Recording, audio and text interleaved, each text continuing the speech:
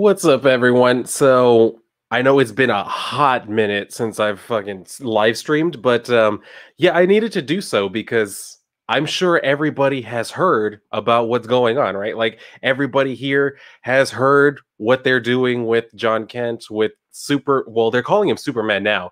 I only know him as Superboy, but apparently the name now is Superman, and he likes to get cheeks clapped. He likes to blow them kneecaps out on the weekends. So I mean, that was why I had to do. And you know what? As a matter of fact, I did mention this. I don't know if anybody follows me on Twitter, but I did mention this that I was going to be drinking to try and forget about what has become of the comic book industry because it's a hot mess.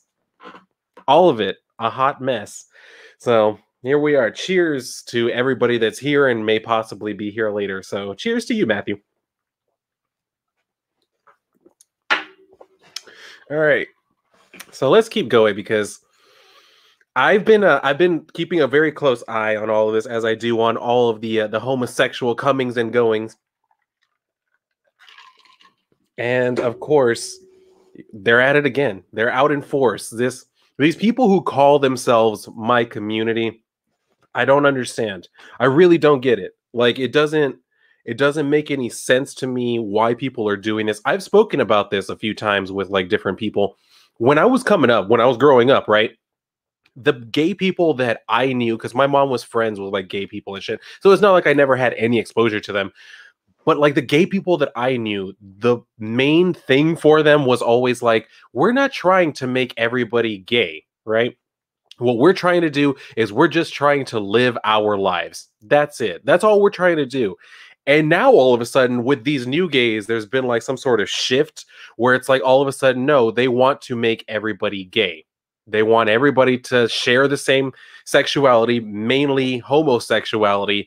And they don't really care because the thing is, there's this idea that because straight people at one point in time were mostly against gay people, now we need to take everything we possibly can from them as punishment. I don't know why. It doesn't make any sense to me personally. But I mean, let's just kind of look at what we actually have from this. Let me see. I have it pulled up on here somewhere. Give me just 2 seconds. Which one is it? There you are. Okay. So let's just take a look at this together because if you will remember, yes, this is what we're dealing with exclusive. DC's new, and of course, it's not really exclusive. Like if you've been paying attention to like EVS, Ethan Van Sciver's channel and everything, like this is not a surprise, not even remotely. This is something that we knew about for months that it was coming, and it just made sense. It of course made sense that they were going to do this. Now there are different like explanations on why exactly like this is going on. One of them being he's put forth that it could be that DC is right now embroiled again with the Siegel and Schuster, or I think it's just Schuster's family, where they're trying to like renegotiate the payments that they get. Totally understandable. The fact that they have their loved one who created something that has made billions of dollars, and they're like, you know what, you owe us a little bit more scratch than you've been giving us, and we want to make sure that we're actually able to collect. It makes complete sense to me. It really does. And that's where I'm kind of wondering like why exactly it is that they're trying to do this in an attempt. It seems to me like it's a very blatant attempt to just not have to settle with them, to not do what they want, to not do what's right. You know what I mean? So they're like, you know what? As an actual fuck you to that family, we're going to go ahead and not only switch who's Superman, but we're also going to make him gay.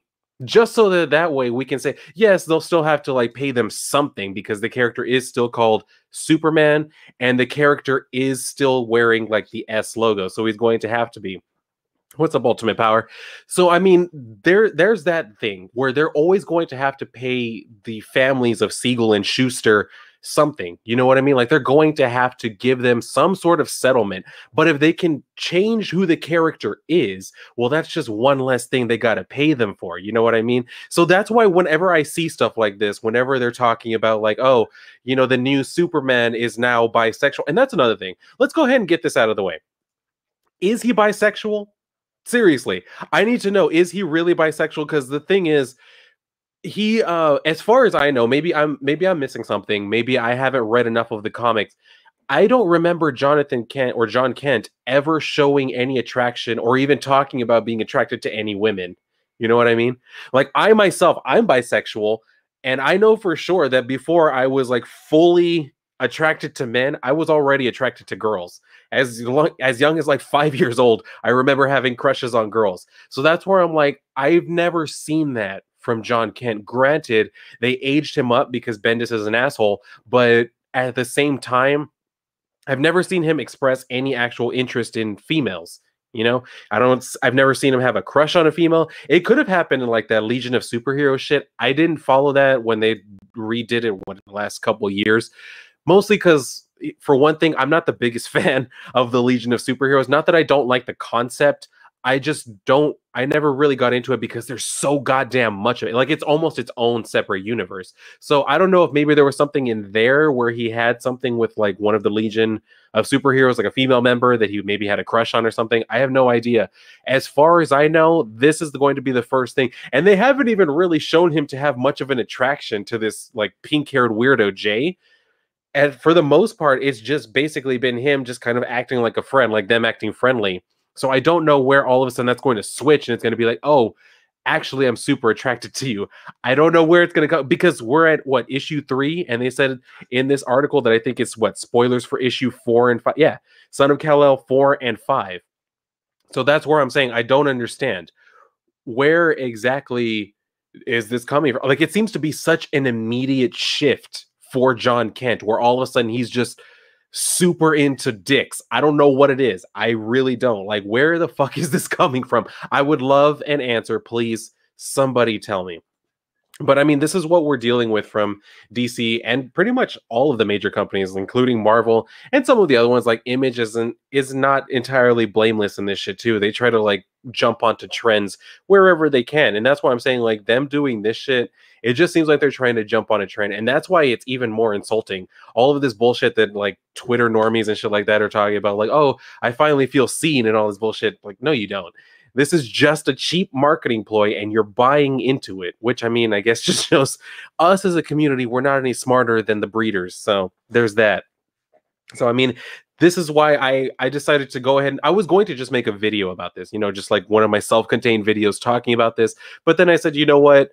Number one, not only do I feel like I'll probably end up talking about this for a while, number two, I want to drink while I'm doing this. So yeah, I realize this is already my second shot, and I don't even realize how far into this I am. But this is what I'm saying. Like, I can't get behind this because it's such a terrible idea. It's bad storytelling. Like, I don't know how many people have actually been reading the comics, but I have. Like, I've been keeping up with this, and it's coming out of nowhere. Because for one thing, you've had Jon Kent and even like his family and everyone calling like Jay his friend. Never has there really been any overt type of like romantic attraction. We are able to see characters' thoughts, and we haven't even seen him think like, you know, he's cute or like I really care about, like nothing at all. It's just we're told he cares about him very strongly, and you have to accept it. That's how comics work nowadays. They don't actually care whether or not it's a good story. They're just going to tell you what you're supposed to accept, and if you don't, you're a bigot. That's the way that this works. Anyway, hold on. Also, I don't know if you could tell, this is a purple Evil Queen shot glass because I am the Evil Queen. Like, I really did. I love that bitch. I hate Disney so much now, but like, I love the Evil Queen. So let's just kind of keep going with like this particular article because I want to get into what Tom Taylor. Oh, God. This is one thing I need to say because, like, the thing is, I need to ask this because I've seen him on a few different live streams. The colorist for this series, Gabriel El Tayeb, he's a really cool dude. I'm not going to lie about that. Like, he's a cool guy. I've seen him a bunch of times on EVS's stream and everything. Like, he seems really nice. And he's the colorist on this. But what I need to ask him is, was the pink hair your decision or was that somebody else's decision? Because here's the thing. Like I said, I'm a bisexual. My boyfriend is a full-on homosexual, and I have a bunch of like gay friends. I've had most of them ask me if this is a real thing, and I've had to tell them yes, it is a real thing. And then I ask them, "What do you think about the gay boy having pink hair, and every single one of them hates it. They hate it. This is stereotypical. This is literal visual shorthand for, oh, this kid is gay because why? He has pink hair. So how could you not? You might as well have given him like a rainbow color scheme instead of a regular skin tone just to let us know that he's gay. You gave him pink hair so that we know he's gay. And that's why I want to ask Gabe, like, was this your decision or did someone tell you color his hair pink? Because this looks terrible. It really does. He does not look good in the slightest. Like, look at these color. Look at this color scheme. What is this? What are we doing here? We're wearing all of these conflicting colors, and it just hurts the eye. And for another thing, I've noticed this mentioned like a few times on like Twitter and shit. Where are their lips? You know what I mean? Like their faces are very clearly touching. Where are their lips? Because this is where their mouths should be, and instead y'all just like smash their faces together. So what are we doing here? I don't know, but let's keep going because we get this quote from Tom Taylor, who's the writer, where he says, "Over the years in this industry, it probably won't surprise you to hear I've had queer characters and storylines rejected. Probably for the best." Like, that's the thing. If this is one of your storylines that got through, I would hate to see how fucking bad the ones that got rejected were. You know what I mean? But he says, "I felt like I was letting down people I loved every time this happened." Okay, is that supposed to make it? This is another thing where they keep like straight people who are writing these characters want to reference the fact that they have gay family members or gay friends. And they're just like, you know, I really felt like I owed them something. Why? Did any of them ask you to do this? Or did you just assume, like, hey, I'm going to do this because I think that you need more representation? I didn't ask you, bitch. I didn't fucking ask you. And I do not need you to help me do this. You know what I mean? The fact that he has this arrogance and assuming, well, I need to be the one to do this, otherwise it'll never happen. How about you leave the gay storylines for someone like me to tell? You know what I mean? Because what the fuck do you know about being with men? And I granted, I have mentioned in my videos, you can absolutely explore themes outside of like your own wheelhouse, things that you may not personally know. You can absolutely do that. But when you're trying to do this and you're very clearly saying in an interview with like news people and shit that you are doing this for a specific purpose, who asked you? Seriously, who asked you? Actually, you know what? That's not a bad idea. I think I might start calling my stream "Who Asked You?" Because that's a great thing. A lot of times, like, I get people telling me, like, well, who asked you for your opinion? Bitch, I asked me. You know, I asked myself, Dylan, what do you think about this? Because I don't know if there, well, yes, you know what? There are absolutely other LGBTQ voices within Comicsgate, but there aren't enough who are willing to both be vocal and be physically seen. I have none of that fear. I am absolutely willing to be that person. So that's why I'm saying, like, if they're going to do this shit and say, oh, well, we're doing it for you, I'm going to tell them, fuck you. I didn't ask you to, and you did it wrong. I mean, that's how we're going to have to play this shit now. Hold on, let me look at some of the chat real quick. So we got Ultimate Power saying, to be honest, John's bi because Tom Taylor said so. I think the strategy is tell then show as opposed to showing clues, story beats leading up to a revelation. Absolutely. Like, that is absolutely the way they're going about this now. It's absolutely 100%. We're going to tell you and then we might show you, which is the weirdest thing because I saw people on Twitter talking about this shit and they're like, oh, well, what about all of these like different instances of characters that very obviously had a hetero romance and all of the ways that they showed it? And I'm like, okay, that's great. But how many times did they write news articles announcing Daredevil and Elektra getting together? How many news articles did they write announcing Superman and Lois Lane getting together? Oliver Queen and Dinah getting together? How many news articles are there were for that? None. None at all, because everybody's just accepted. Yes, they're grown-up adults, so obviously at some point they're going to fall in love with somebody, but it's only when the character's gay or bi, as they're trying to like make it seem here, that all of a sudden they're like, oh, well, we need to make sure that everybody knows this is happening, because otherwise it won't sell, will it? Because you can't get this shit to sell on the merit of the properties of the story. You have to tell them, oh, look, there's a gay character now. You should go and buy this one, and that's what happens. Look at what happened with the Batman Urban Legends bullshit when Tim Drake came out as bi, and that's not even a thing either. I have another article pulled up about that particular subject, but I mean that's where I'm saying like even with that, they were just trying to push the fact that Tim Drake is bi, and yes, the first issue, which actually you know what. I got it right here. I got the first printing of that bullshit right here.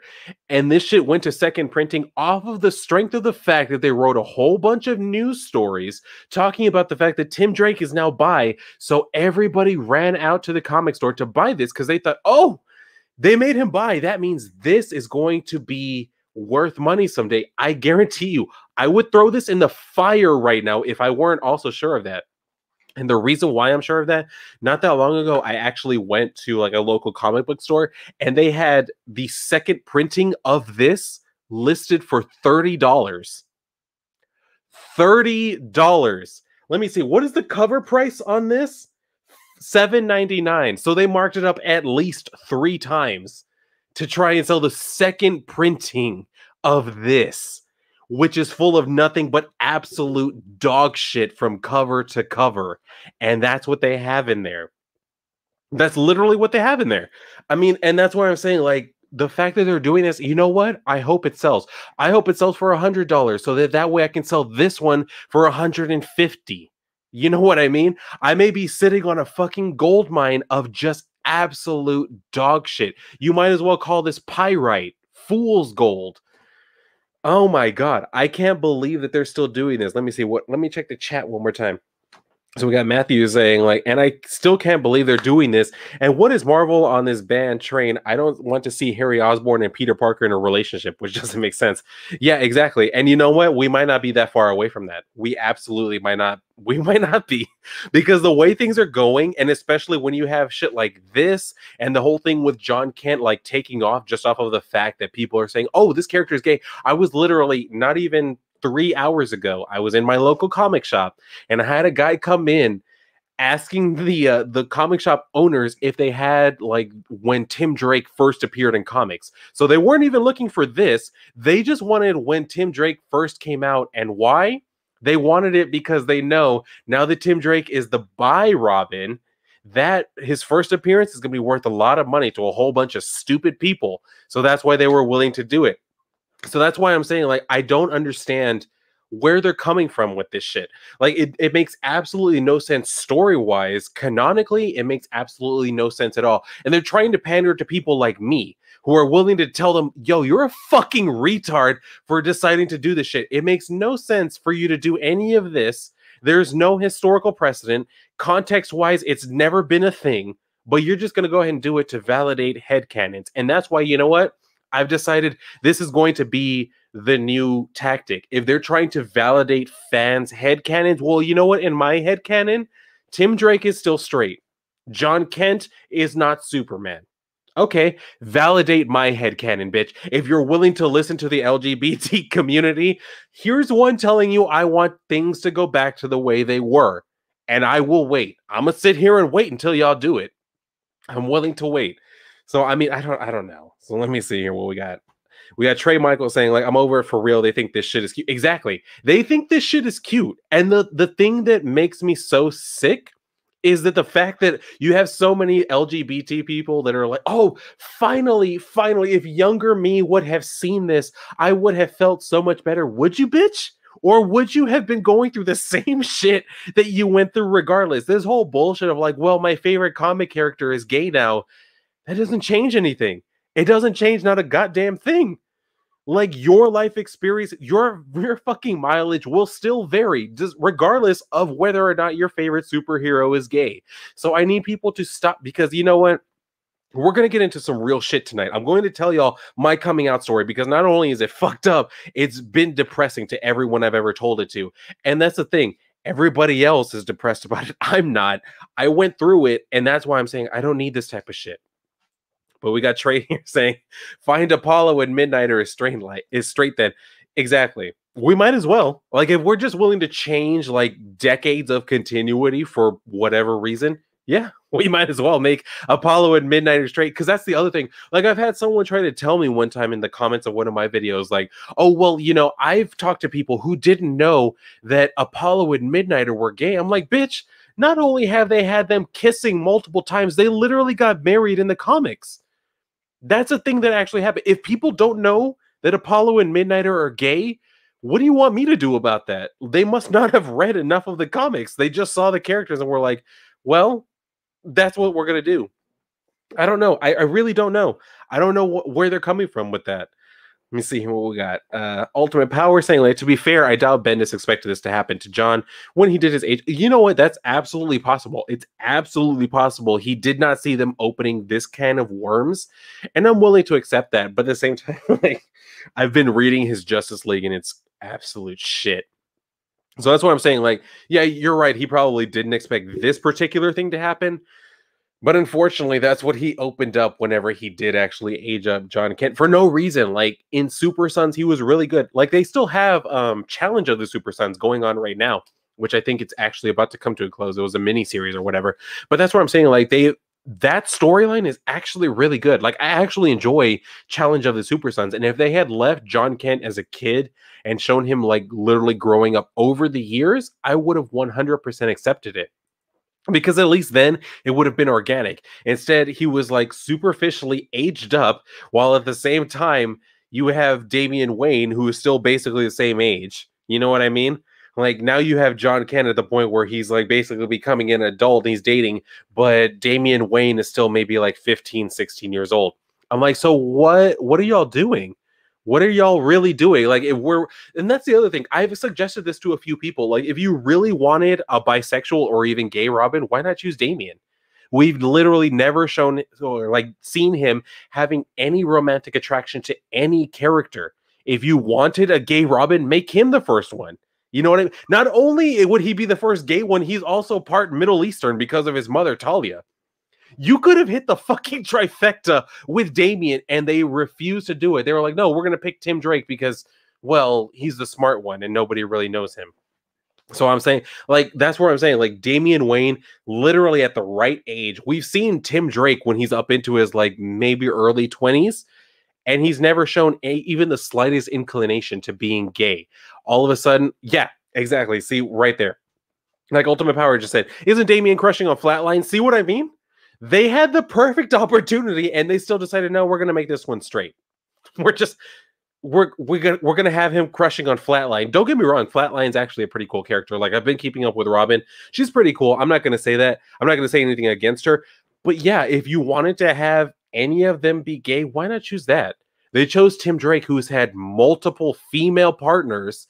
He's been making out with multiple females, and all of a sudden they're like, no, he was just hiding his attraction to dick. No, he wasn't, bitch. We're not going to play that game. I'm not willing to play that game, so don't you try and play that game with me. We're not going to do that. So let's go ahead and get up to this. Hold on. Let me see. What does Matthew have to say? All they're going to do is drive away the real fans and get into fake fans' butt by 2 comic books just because they heard he was gay and they never read them again because they're not actually, exactly, they're not invested in this shit. I guarantee you, like, I've done it. I'll do it right now. You can literally see this isn't even my entire comic collection. You can see all of these like long boxes and shit. All of these comics down here, all of those comics right there, I have read. All of that is my read file. I've actually been trying to like organize and shit, like everything. So I mean, that's where I'm saying, like, all of that bullshit right there, they've just said, you know what, go ahead and burn it. They've told me, Dylan, go ahead and burn all of it because we're going to change whatever the fuck we feel like whenever we feel like it. All of that right there doesn't mean not a goddamn thing. Nothing. And this is where I'm saying, let's see, what does Seth Griffith have to say? Like I said before, the people who wanted this are shippers and they didn't get the ship they want. That's true. Because when the thing about Tim Drake came out, they were saying like, oh, well, actually, he's super in love with Connor. Like, he's so in love with Connor. And who did they have him hook up with? Not Connor. They had him hook up with some kid named Bernard, which is funny because I have a friend named Bernie. So, like, it was really fun to see that shit. Just getting to make fun of him and shit. So, I mean, that's where I'm saying, like, yeah, they didn't even get what they wanted. They did all of this, like, bending over backwards. Irony. But they did all this bending over backwards to try and excuse it by saying, like, oh, It's all because of like he was super in love with Connor. Remember when he fell asleep, like crying while holding his shirt? That's all. I literally had someone tell me that. Like, I've never seen a gay man or I've never seen a straight man like mourn the death of his friend. I was like, I'm sorry that you know that many people who are emotionally dead, but I have seen like straight guys mourn the loss of a loved one. And more importantly, I've seen people in mourning do things they wouldn't normally do just because they're in mourning. Like that whole bullshit of saying like, well, he was doing all of this, that means he was gay. Why are you judging someone's actions when they're in mourning for the death of a loved one? Whether he's just a friend. I've seen people who are like military members and shit who refer to like their brothers in arms as though they were actually family members. You know, like that's a thing that actually happens. They consider them to be actual family and treat them the same way they would any like blood relative. So this whole bullshit of like, well, straight men only do that if they're actually secretly gay. No, that's not a thing. Like, and that's sending the wrong type of message to straight guys at the same time by telling them that, oh, if you show too much emotion, yeah, you are going to be judged as gay because we're going to say so. And it doesn't matter what you say, your actions say that you're gay. No, that's not how this goes. Unless unless he literally was having butt sex with the dude, he's not gay. It's just not. People can be close without having any type of sexual or romantic feelings for each other. That's something that can happen. So let's just, God, this is what I'm saying. Like, this is why it drives me to drink, to just try and remember the time that it was like, it was different. I don't know. See, Trey says, Comic Drake tried that mess trying to prove Tim Drake was bisexual the whole time and being in love. Connor Kent without the content. Exactly. Like, they did that shit. And I remember I watched Comic Drake's video where he was saying, like, well, he tried to, like, reclone Connor, but he didn't try to reclone his dad or Stephanie, Wonder Girl, or was it Cassie, Cassandra Sandsmark, after she died. So I was like, okay, yeah, you know what? That's true. He didn't do that. But here's another thing. Number one, neither of those characters had ever been cloned at any point in their history. Number two, he would have needed actual fucking DNA material. Was he going to go and dig up his father's grave to just try and get a piece of his DNA so he could try and clone him? No. It was something that had already been done with Connor. So that's why he was trying to do it, because he literally knew the reason why my best friend existed was because he was cloned. So obviously I can recreate that process. And that's why that's such a stupid fucking like argument to try and say like, oh, well, see if he had done this. Like, no, stop trying to hit me with that bullshit. Like, it's not going to work. So let's go ahead and let's look at what Tom Taylor had to further say. We're in a very different and much more welcome place today than we were 10 or even 5 years ago. When I was asked if I wanted to write a new Superman with a new #1 for the DC Universe, I knew replacing Clark with another straight white savior could be a real missed opportunity. See, here's the thing with that. Out of those 3 words, you still hit 2 out of 3. He's still a white savior. Despite the fact that you went ahead and made him gay, he's still a white savior. You can't get past that. That's what happened. That's what you did, bitch. That's what happened. So he said it could have been a real opportunity missed for what? Seriously, for what? We have gay heroes. We have bisexual heroes. We have lesbian heroes. We got them. What opportunity are you missing? You're not the first, and I guarantee goddamn to you, you won't be the last. So what opportunity did you... Oh, right. Because it's Superman. Because you're picking the first superhero that DC Comics had, and you were like, oh, here's my chance to make my mark. Here's my chance to make everybody remember my name, except I guarantee you they won't. They won't.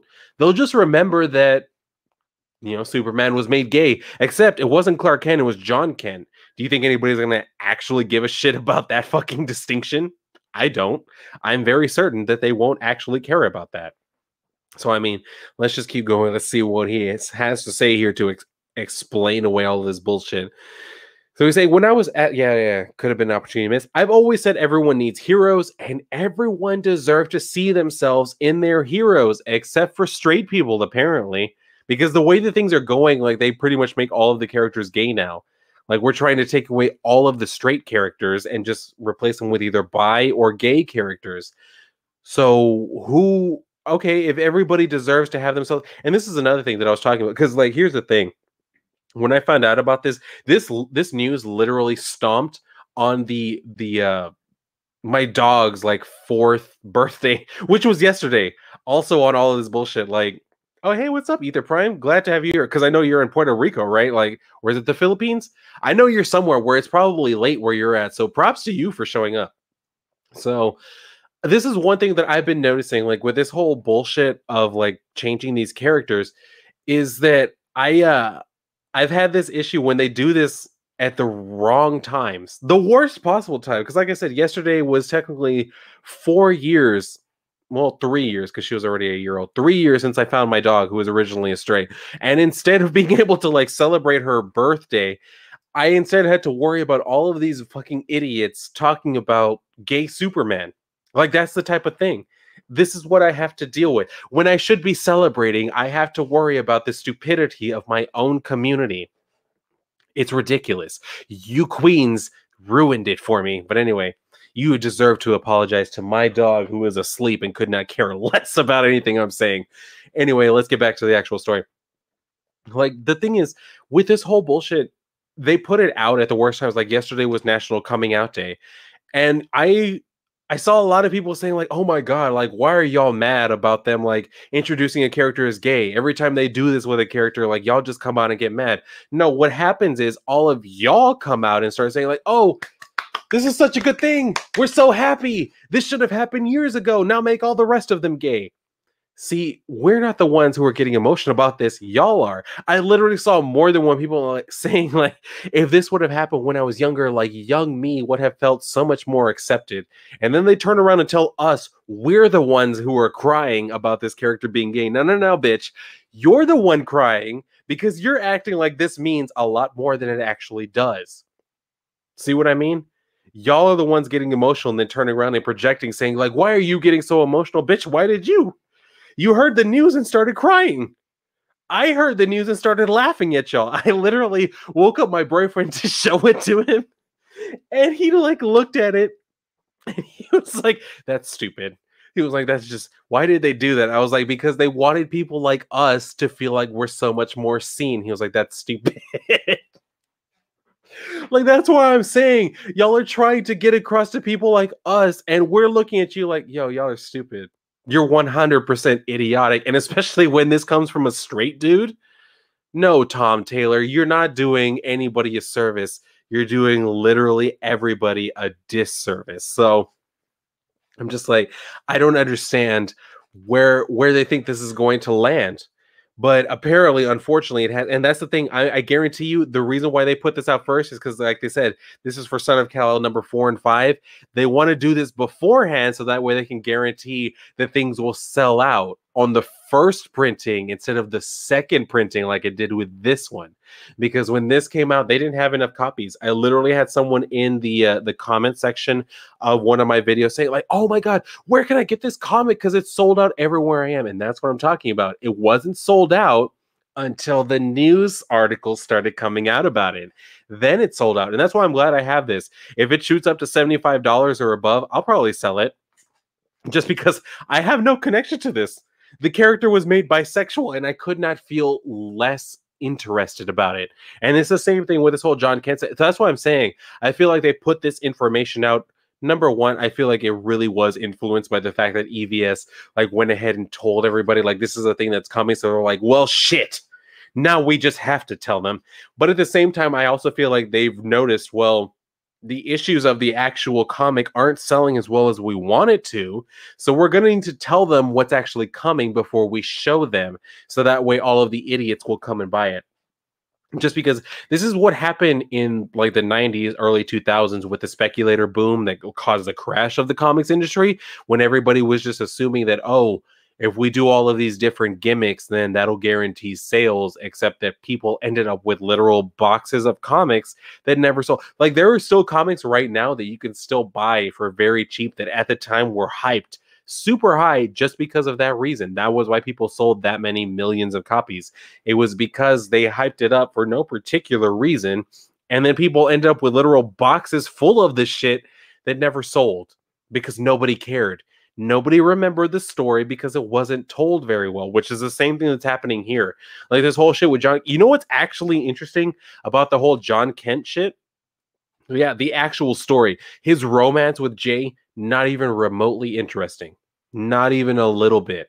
And I'm someone who actually enjoys seeing like queer love stories. Like I've given praise to the new Aquaman book. I realize not everybody's going to enjoy it, but I actually did enjoy it because I was like, you know what? Yes, they had him like kind of crushing on a dude, but that lasted for like maybe 2 pages. And then the rest of it was just him dealing with actual things. You know what I mean? That's what I want from like my gay and queer superheroes. Have them like do the romance, like the same thing with straight heroes. They have them dealing with the romance for like just a couple of pages, but the main point of the story is to talk about like their conflicts with aliens and like demons and shit like that, where they're fighting actual threats, supervillains. That's the point of the story, and that's what I'm actually wanting to see from this. This whole bullshit of just having like the whole story revolve around like will they, won't they type of thing. I don't care. I don't care. Like I've literally had to deal with that shit in my own personal life with like gay friends and bi friends saying like, "Oh, I don't know if they're gonna like me." I don't want to read that in a story. I need escapism. I need like superheroes fighting aliens and supervillains and shit. That's what I need, and that's what we remember. Which is another thing that I've like mentioned in my videos. Like people have talked about like, oh, well, there's always been political themes. Yeah, you're right. There have always been writers trying to put political points into comic books. But did you remember that? Did you remember the politics that the writer was trying to convey? Or did you remember the superhero fights? What was everybody remembering from Infinity Gauntlet? What the whole like Infinity Stones like saga? Was it the fact that fucking Thanos was trying to wipe out half of the entire known universe just to try and make more room for more people? Or was it the fact that he gathered all the Infinity Stones into an awesome looking fucking glove and then managed to like basically kill all of the superheroes? Was that the part we remembered?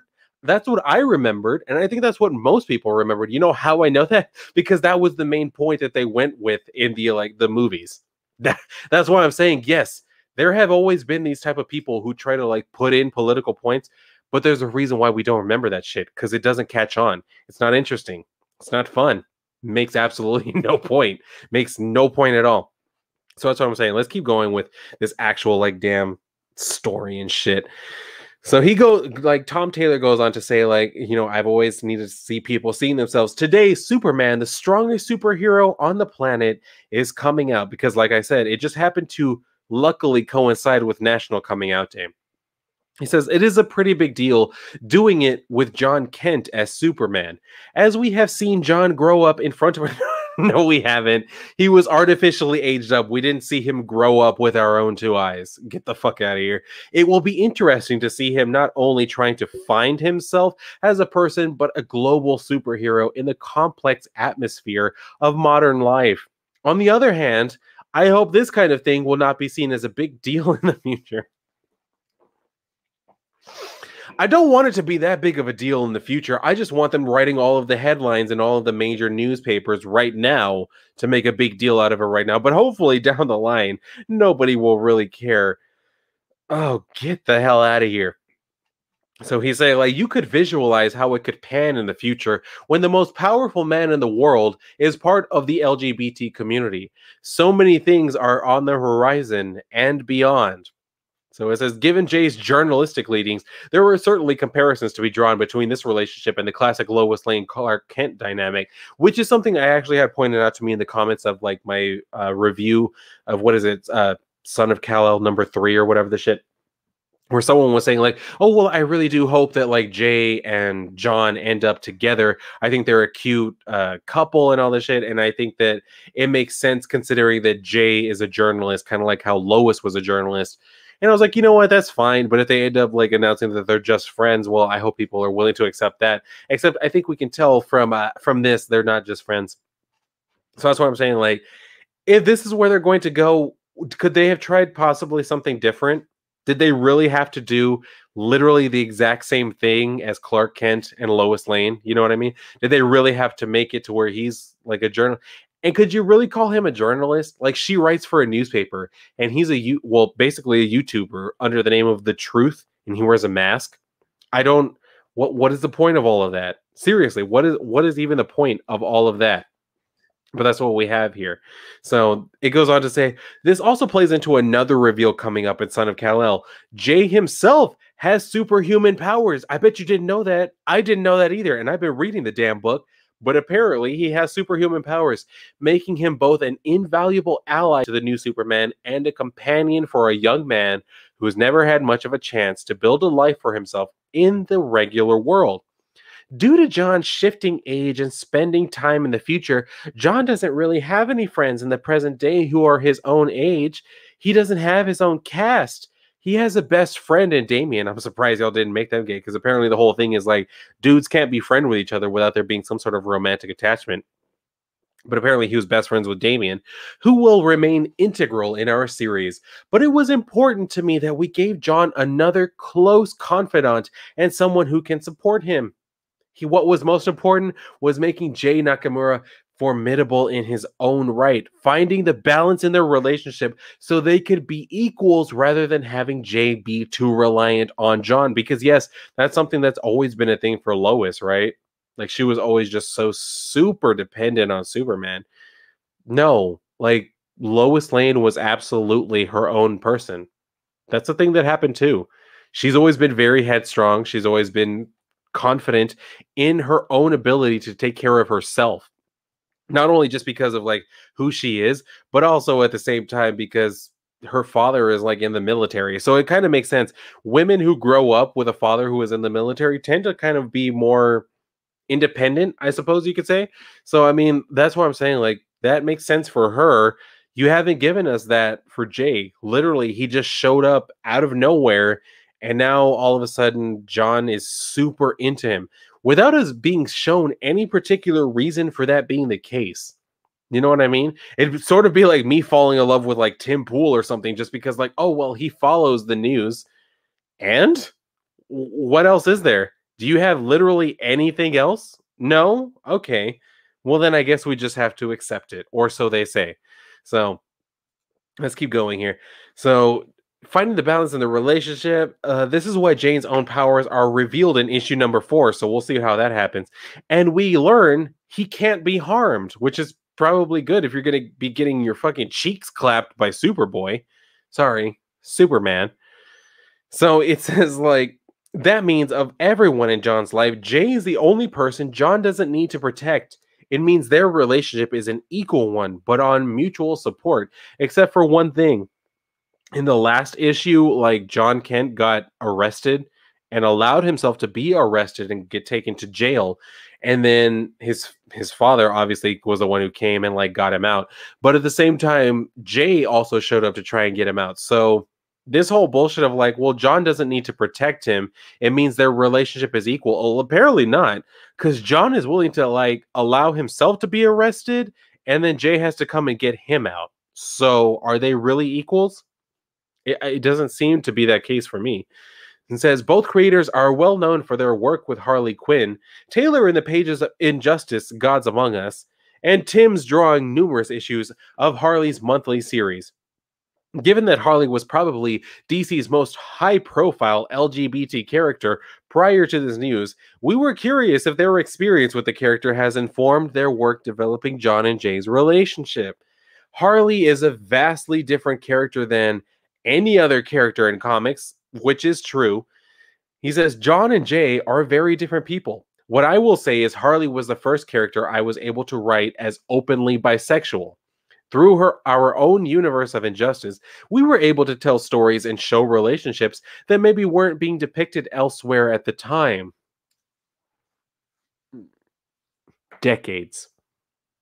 For decades, they have been telling stories like this.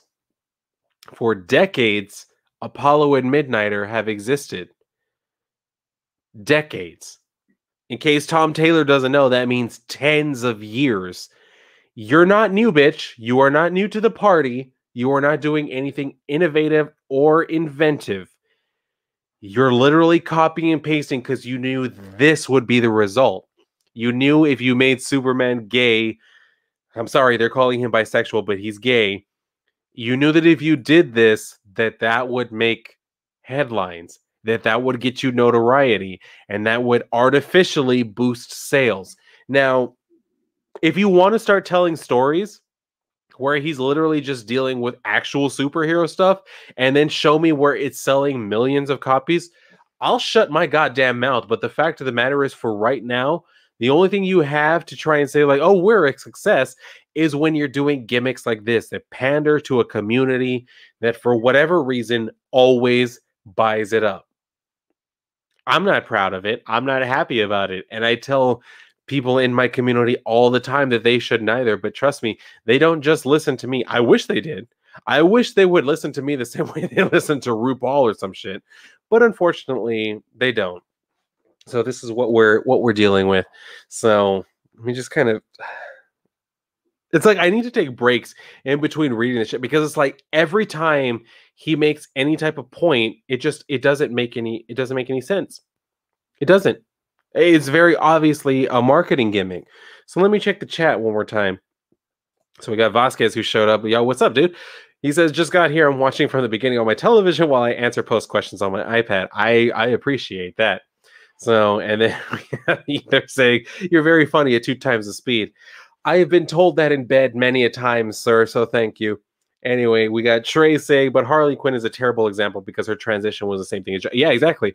I don't accept Harley Quinn being bisexual either. If they want to make that a thing, all right, fine. But they chose to do it with who? Poison Ivy. And why? Because Poison Ivy and her were very close friends in Batman the Animated Series, which makes absolutely... It's the same thing. It's literally the same thing that they did with other characters where they're like, well, they were really close friends, so that means they must be gay. Stop doing that.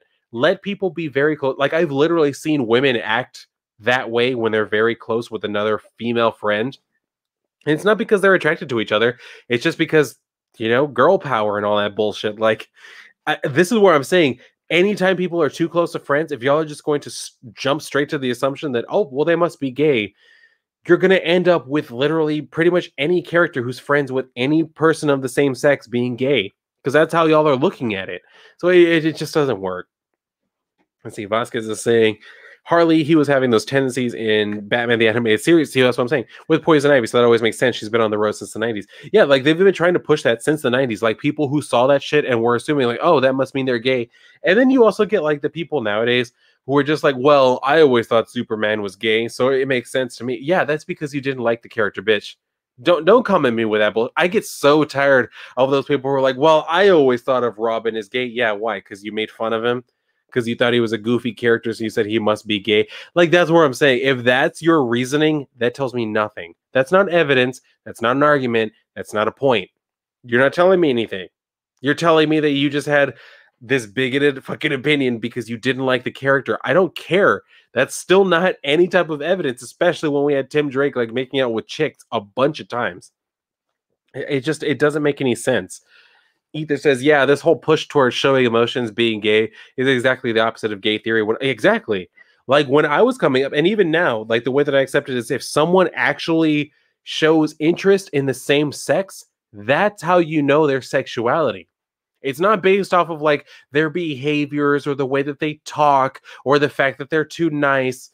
None of that is actual evidence, bitch. If they're willing to put a dick in their mouth, then you might know that they're at the very least bi.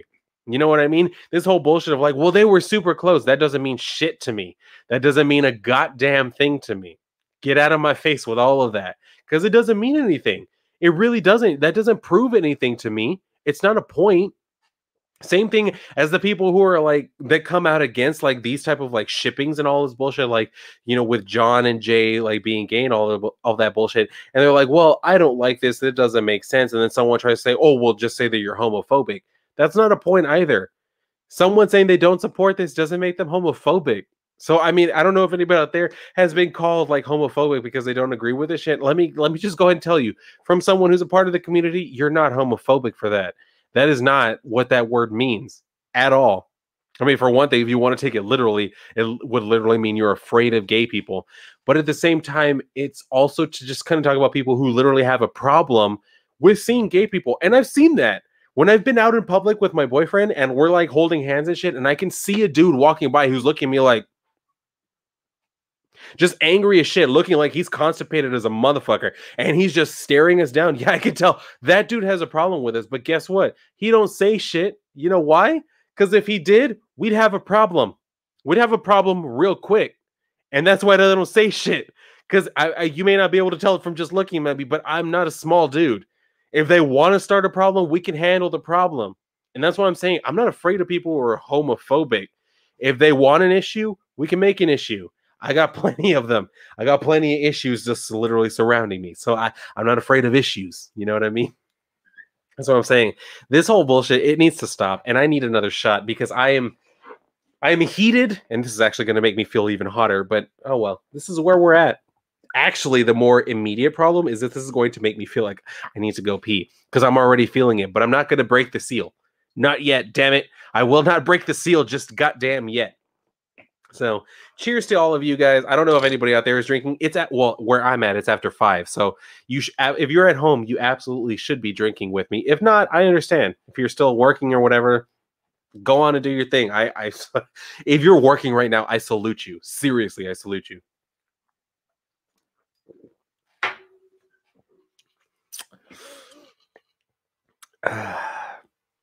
And yeah, I need a chaser.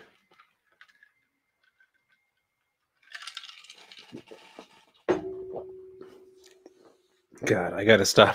I gotta stop drinking so much soda. It's gonna be the death of me. Actually, the cigarettes might be the death of me, but we'll find out. See, Ether says, if I didn't know better, I would guess that the modern left is secretly the far right, who switched and is playing some kind of 4D chess. If only they were smart enough as a group, I could believe it. Exactly. I feel the same way. I really do wish they were that smart, because they're not. They're really not. I've talked to these people. Like, if y'all are wondering if like this is some sort of 4D chess move, no, trust me, baby. I've been to the gay clubs. I've talked to people of all age ranges. They ain't that smart. The old like stereotype of like the very educated gay man and all that doesn't exist anymore. Trust me, most of the time gay dudes nowadays are just blowing out their kneecaps on the weekends, spending all week working as a server and shit, so that way they can go out to the weekend, go out to the club on the weekend and blow their kneecaps out again in the bathroom and shit. They're not smart. They're not fucking smart. I'm gonna say that right now. My own community, they're not smart. Y'all ain't clever, bitch. That's why I outsmart y'all every single time. But I mean, that's what I'm saying. And then the other thing too, like, it disturbs me that you have comic companies literally taking their cues from like teenagers on Twitter. You know what I mean? All of these people are like, oh, all the boomers are upset about this. But no, say your parents, because that's who you're actually mad at. You're mad at your parents. And you think that somehow Superman being gay is like the ultimate fuck you to your dad? No. No. It's a fuck you to everybody who's ever enjoyed this character. That's what it really is. You can be mad at your parents all you want. Supporting gay Superman is not getting back at them. It's not. Like, oh God. Let's see, what is Ultimate Power to say? In my experience, gay clubs drinks are cheaper than regular clubs, and yo, that is true. That is 100% true. The drinks at gay clubs are not only cheaper, they're stronger. And while in some ways I can appreciate that because that has helped me out many a time, at the same time, what are y'all doing? It's just because I guess queens don't know how to pour a goddamn shot. But I mean, that's why I'm saying I'm happy about it. It helps me. Maybe that's why I have so much. That's why I have such a tolerance to alcohol.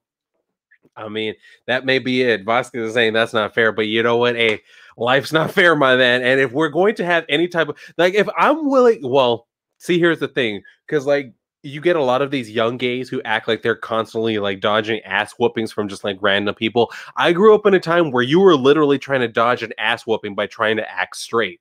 That's the type of community I came from. Like, I had to try and do my best to act straight so that way I wouldn't get my ass kicked. And they're trying to act like that's still a thing. It's not a thing anymore.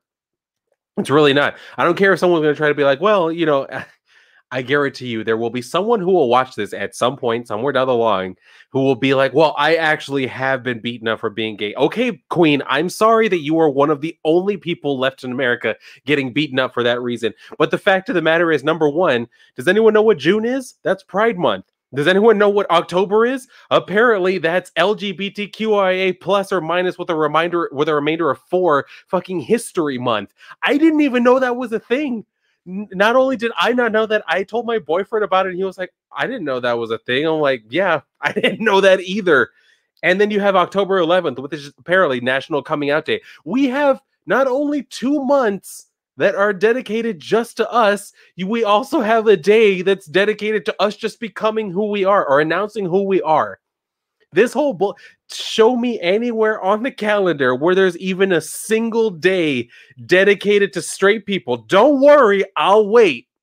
I got plenty of fucking time. Show me the day on the calendar or the month in the calendar that's dedicated to straight people, and I'm gonna shut my bitch ass up. I'll do it. But I'll wait because I realize it's gonna take a long time. There's none. Because the people try to act like, well, every other day is like straight appreciation day. No, it's not. It's really not. Like y'all shit on straight dudes all the time. There's no other appreciation for it. So I'll just go ahead and say it. Straight dudes, I appreciate y'all. Like straight dudes have always been like my best friends and shit. Like that's where I'm saying. Oh, thank you, Vasquez. Yeah. You know what? I have tried to be like Dave Chappelle. Like I'm trying to like come across with honesty. And that's how I've always equated Dave Chappelle. Like one of my dad's favorite comedians is Dave Chappelle. Like we grew up watching Chappelle Show in my house. And that's what I'm saying. Like this whole bullshit, nah. False Puppeteer says St. Patty's Day. You know what? For that, number one, I'm gonna take a shot. Not only because that's the day when you drink, but that's also my gay best friend's. That's his confirmation saint, St. Patrick. You know what I mean? And my hometown is in the county of San Patricio, which is St. Patrick in Spanish. So happy St. Patty's Day, like fucking early and shit to y'all. Let's go ahead and do this. I don't know if anybody's in this with me anymore. At this point, y'all shouldn't be. But it's just because my liver is so fucked up. I have no reason to fear any of this. You will not be my kryptonite.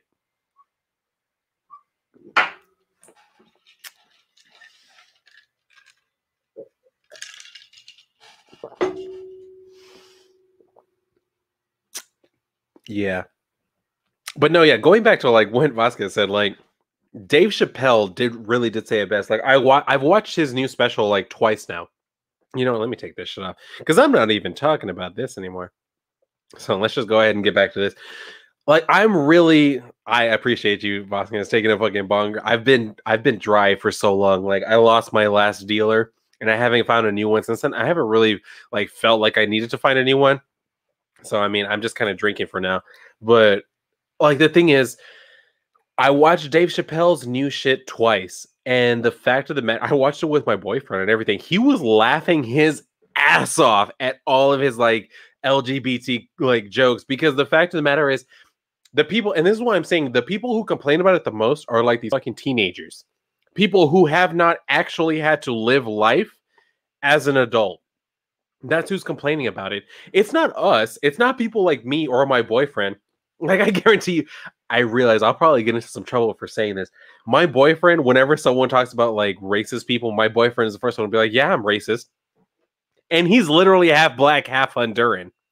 You know what I mean? And he's dating me. Like, I'm light skinned and you can't really tell because like the red light here in my room and shit, it kind of makes me look a little more tan than I really am. He's the first one to be like, yeah, I'm a racist.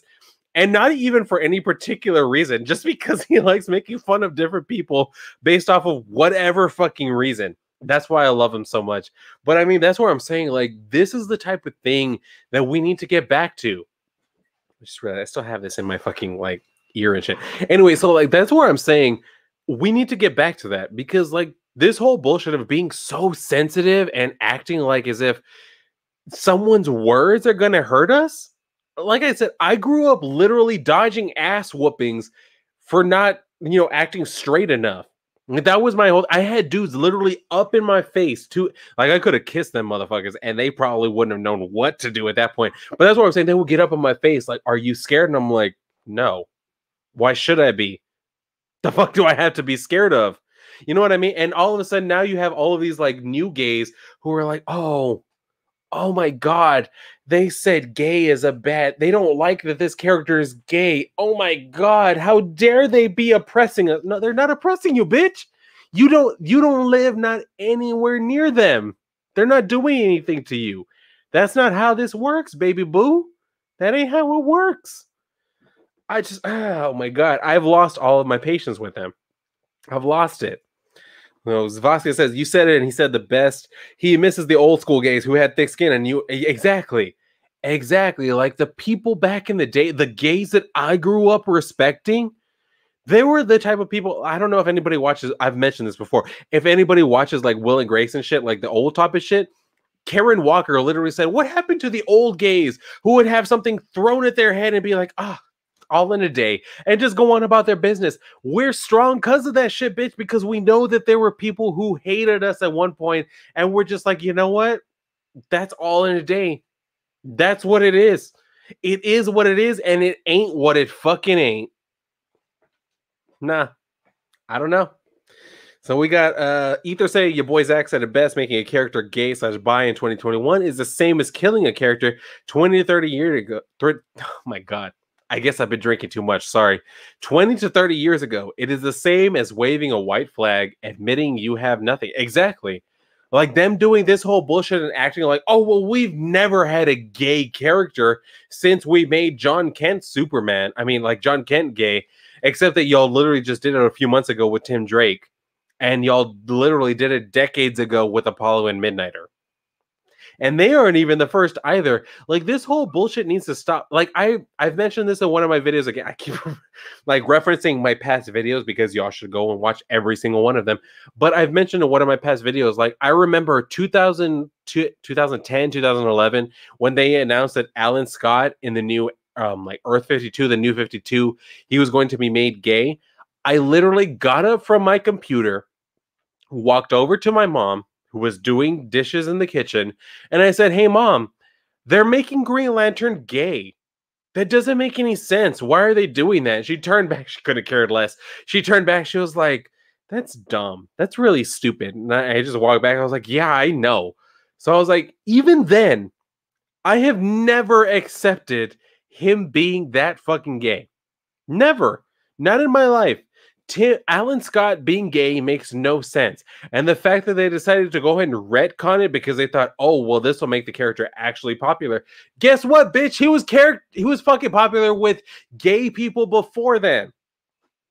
Look, I'm going to show y'all right now. Y'all see up there? Do y'all see even remotely how many Alan Scotts I have up there? Do y'all think them the gay ones? That ain't how it works. Yes, Vasquez, he does have kids. He has Obsidian and Jay. All right, I'm gonna see you later, Ultimate Power. Thank you for sticking around as long as you did. Appreciate it. But like the thing is, like, yes, he has kids. He has Todd Rice, who's gay, and a superhero, Obsidian. But does anyone know who that character is? No, because they don't actually give a fuck about gay characters. They really fucking don't. The only thing they care about is if everybody actually likes the same characters that they do. That's all they care about. It's nothing else.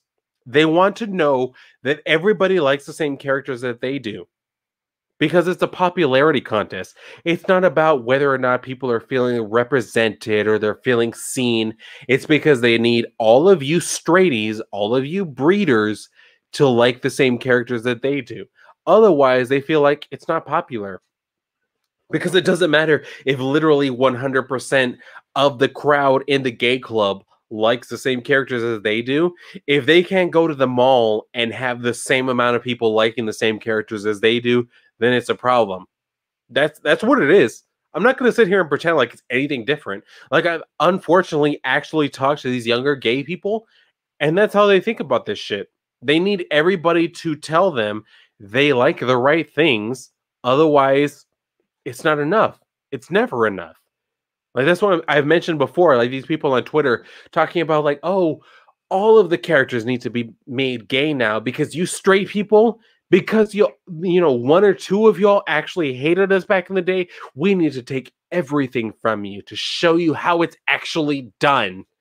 Shut up. Shut up. That's not how it's going to work. That's not how it happens. And you know what? At the same time, it's like if y'all are trying to act like straight people making everything about themselves is what made the characters unattractive, then what do you think is going to happen when you make all of the characters gay? When gay people are 5% or less, because I really do feel like that number is inflated, when they are 5% or less of the overall population, You're literally like trying to appeal to a minority of a minority and acting like that's going to get you more sales. All you have to do is, I've mentioned this before, look at the damn manga market. Who do you think they're appealing to? Americans? No, they're appealing to Japanese people. And Americans love it so much that they say, hey, we need this adapted into English so we can read it too. And yet they act like American comic books need to appeal to specifically gay people before they can get into it. But yet y'all are reading manga with big titty bitches and all of this bullshit, and y'all just buy onto it. And that includes my boyfriend. I'm sorry, but he's a little bit of a weeb. He really is. Like, he's someone who loves manga and anime. He loves it. He loves it. And you know who he loves specifically? The female characters. Not because he wants to fuck them, but because he thinks they're so pretty. There's not, like, everybody can appreciate and understand beauty. Everybody knows that. And yet, for some reason, Western comic pros are assuming, like, no, we need to throw away everything that ever made comics popular and go ahead and do our own thing.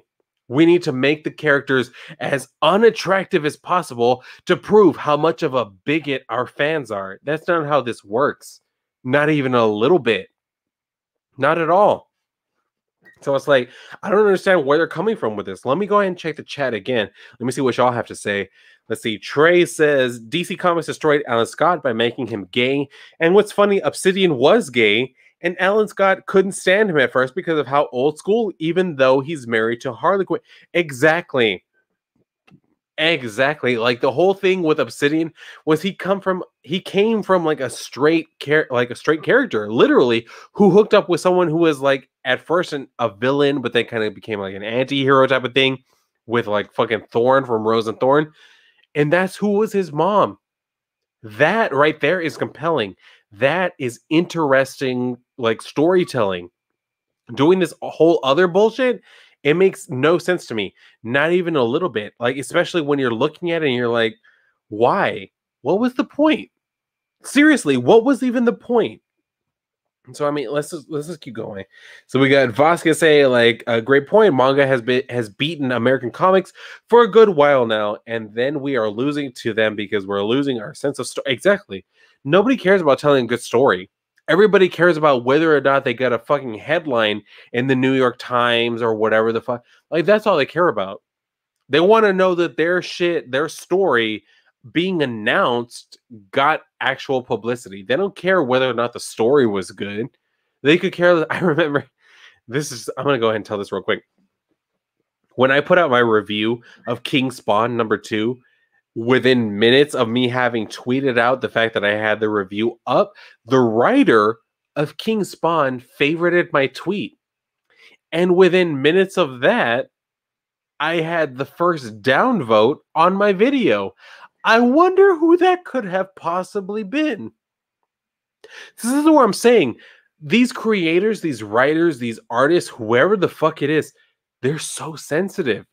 They're so good. And you know, the funny thing is, back in the day, gay people and bi people were stereotyped as being very sensitive. Now, all of a sudden, it's all the straighties who are trying to, like, appeal to us, who are super sensitive about the shit that they're doing. If you don't implicitly love it, all of a sudden they're just like, yo, this isn't good. How dare he say he doesn't like our fucking choices? Fuck you. So let's keep going. So we see Quantel. Hey, what's up, Quantel? I've seen you in the comments on a few of my videos. Glad to have you here. Anybody see that new Star and Stripes character in My Hero manga? I did not. You know what? My boyfriend's actually a really huge fan of My Hero Academia. I'm actually going to see the next animated movie in theaters whenever. I think it's October 28th or 29th. His friend, like, bought us like, goddamn, Oh God, what is it? Tickets for the actual like movie and shit. I'm looking to forward to going to see it because the whole thing with like the last movie, Mugen Train, it was actually pretty good. We went to go see it and it was actually pretty good. Like I'm not gonna lie about that. It was a really good story, and that's what like actually kind of pisses me off a little bit more when I see Japanese creators actually doing something even better than Western comic pros are doing. It's kind of insulting, but at the same time, I'm like, all right, y'all go ahead, do your thing, please do your thing because I don't blame you. It looks good, and the storytelling, great. Not even gonna lie about that. So we see false profiteer saying gay is one thing, but weeb is a bridge to exactly, and that's where I draw the line. I refuse to ever become a weeb on this bullshit. I'm not gonna do it. I'm not gonna do it. I'm resisting. I grew up on like 90s and early 2000s like anime and shit like that. So like I grew up on Dragon Ball. I grew up on Yu Yu Hakusho, like Big O, all of those types of amazing, amazing shows. All of this newer shit, I'm like, it's maybe hit or miss. The fact that they have so many like talking animals kind of annoys me, but you know, I'm still with the older shit. So we got Ether saying, I totally agree with you about manga versus American comics. Yeah, exactly. Like there's really nowhere else to go with that. Then we got Trey saying comic book pros want all characters to be LGBT and look like Faith Hermit from Valiant Comics. I know exactly who you're talking about. The fat characters that they really wanted to make a thing. Yeah, you know what? And they pushed that. They pushed that so hard. The Faith thing about like the big old like fat superhero and like they had her flying and shit. I was like, and I was big at that time. Like when I graduated from high school, I was almost 300 pounds. But when I saw Faith, I was like, this is not a hero. I'm sorry. This is not something to whom I should be looking up to. It's not even remotely. So, I mean, the fact that they tried to push that so hard, ridiculous. Let's see. Ether is saying, wow, the sudden shift from 2x to 1x makes you sound drunk as fuck. I hope so. I really hope so. I'm trying so hard for you to make sure you know that I've been drinking to try and forget about all of this bullshit. And then we got BV saying, like, Halloween kills. Yeah, there's that new movie that's coming out, right, with Michael Myers. Like, hey, I'm with it. I love the Halloween movies. Trey says, yes, My Hero Academia World Mission, aka My Hero Academia 3, the movie. I'm actually looking forward to it. My boyfriend's friend bought tickets to it for us, and he wanted to know, like, are you willing to go and like watch it? I was like, wait, is it subbed or dubbed? Because here's the thing. I know that it's been a thing like for a while that there's been like a preference for subbed over dubbed, even though people don't speak Japanese. And somehow they're acting like they're being more. That's what I'm saying. They're acting like they're somehow more faithful to the content by like watching it subbed instead of dubbed, but they applaud whenever characters are changed in their sexuality or their race that goes against like context. They act like somehow that's somehow more, I don't even know, like pure to it or whatever. Like they think they're doing a good thing by doing that. It's like, no, it's not a good thing at all. Like you're supporting something that's a very bad idea and you're acting like somehow you're the good person for that. It's not. You're not the good person for that, not even a little bit. So I don't understand. False Profiteer saying, like, did Valiant go under? I haven't heard anything about the pro. Yeah, like Valiant. See, here's the thing.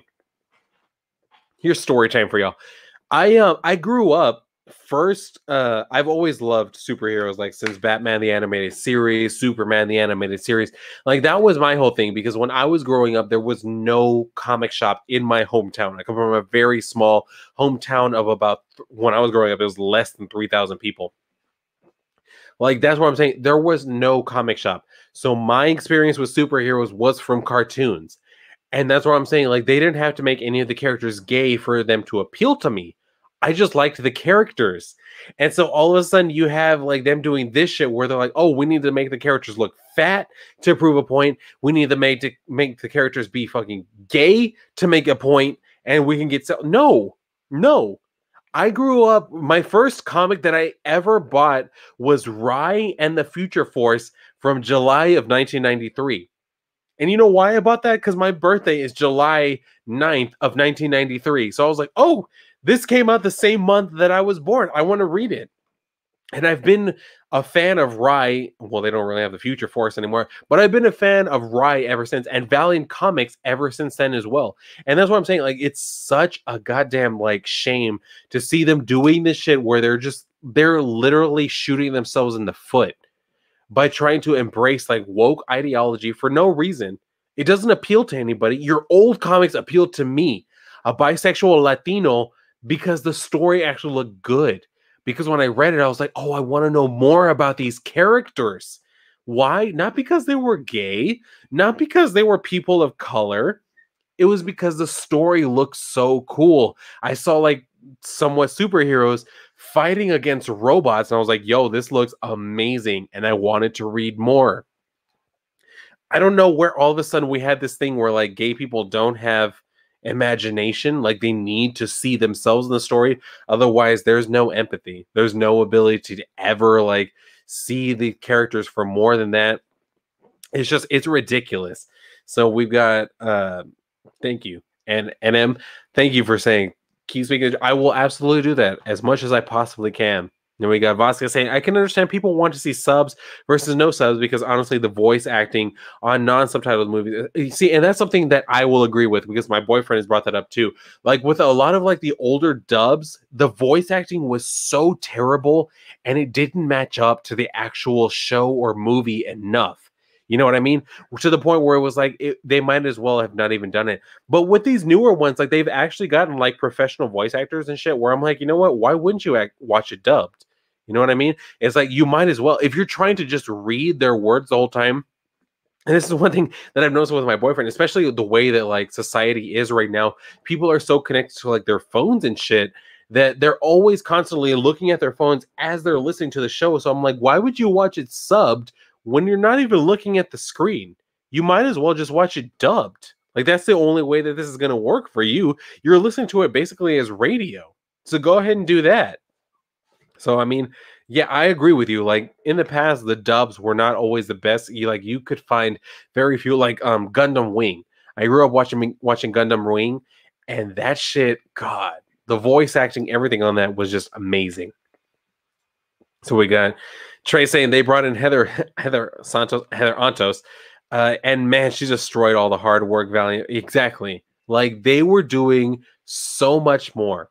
They were doing so great before, and then all of a sudden Heather comes along, and they're like, "No, let's just go ahead and do everything that makes a bad comic, and we'll just make that a thing." So either saying we'll be announcing and releasing promo stuff in the coming. Yo, let me know whenever that happens. Ether, I will absolutely be willing to check that out. Trey saying like you should see that. Oh, I've seen the Ninja comic with Javier Pulido as the artist. Terrible, 100% terrible. I love Ninjak. I really do. I love him as a character. I've collected some of the past like series and shit. This new one, as soon as I saw just the previews of the art, I was like, there's one comic book series I'm not going to be buying at all. I'm not going to buy it. I won't even fucking like pick it up just to review it and say it's bad. I have no interest in even trying to read the story. It looks like dog shit. I'm not going to buy it. So either saying it will be released on Indiegogo and hopefully I'll get some airtime on Comics. Yo, anytime you want to come on my channel or even just have me shout it out, yo, shoot me an email. I will absolutely do that for you, Ether. You're a cool dude. So yeah, they're saying good luck. I will definitely be sending a promo copy. Yo, if so, yeah, absolutely. Send me a copy. I will review it. I will tell people to back the shit and everything. I got False Profiteer asking me, do you have any aspirations to make your own comics? I do. I actually do. I had been avoiding it for a while because I was like, number one, I don't really know that anybody's actually going to want to fucking read anything that I write. And then another thing, like I'm decent. We're gonna take a shot on that one because I might be lying to y'all, so I'm not even gonna try to pretend. I may show you pictures in a little bit, but I'm somewhat decent on like art and everything. So like I know I for sure could not draw my own book. I could write it, and I have a couple of ideas that I've written down. The main one I'm trying to develop is based off of the well, I don't know if I should. Well, you know what? No, I'm talking about it here on like a live cast. I can claim that. So I've had this idea of. I don't know if anybody out there has heard of La Lechuza, which Lechuza just literally means like owl in Spanish. I've had this idea, kind of like a Witchblade type of character, where she's going to basically be inhabited by the spirit of La Lechuza, where she will basically be able to summon the powers of a witch and kind of take on the aspect of an owl and like fight crime doing that thing. And I've already written kind of like a rough outline of how that story will go. But yeah, I've absolutely thought about it. The thing is, I've never really considered anybody wanting to read anything that I've actually read. But I could see like if my channel were to get to that point where it's like, you know, people actually want to read other stuff than just Marvel or DC, maybe they would actually be willing to read my shit. And especially because it dives into not just like the folklore of La Lechuza, but also like curanderos and all of that stuff. Because where I grew up down here in South Texas, that's a very common thing, especially in my hometown. Like my hometown is kind of almost known as like a I don't even really know, just like a hotbed for like, you know, all types of supernatural stuff. We have a lot of like brujeria and shit going on in my hometown. That's something that still happens to this day. So that's kind of like one of the things that's inspired me. So yes, I have absolutely thought about doing my own comics. You may just actually see that coming at some point in the future. So we'll see what happens. I can't really speak with any certainty. I do hope it does get to that point, but we'll find out. Anyway, so we got Trey saying that Ninja Comic is supposed to be the headliner to the new Valiant comic book universe. Oh God, I hope not. And I'm just like you, no, just like nope. You already lost everybody with that terrible artwork. Seriously, they really did. Ether Prime, fuck you for making fun of my slurring. I am trying my best, damn it, as I take another shot. Cheers to you, Ether, as you are making fun of me. I love it. Keep making jokes about every time I slur my words.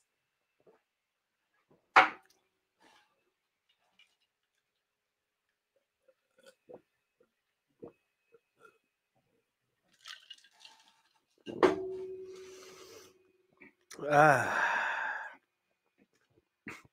we got Vasquez saying, I feel like the comics need to make Jesus. That vodka hit me harder than I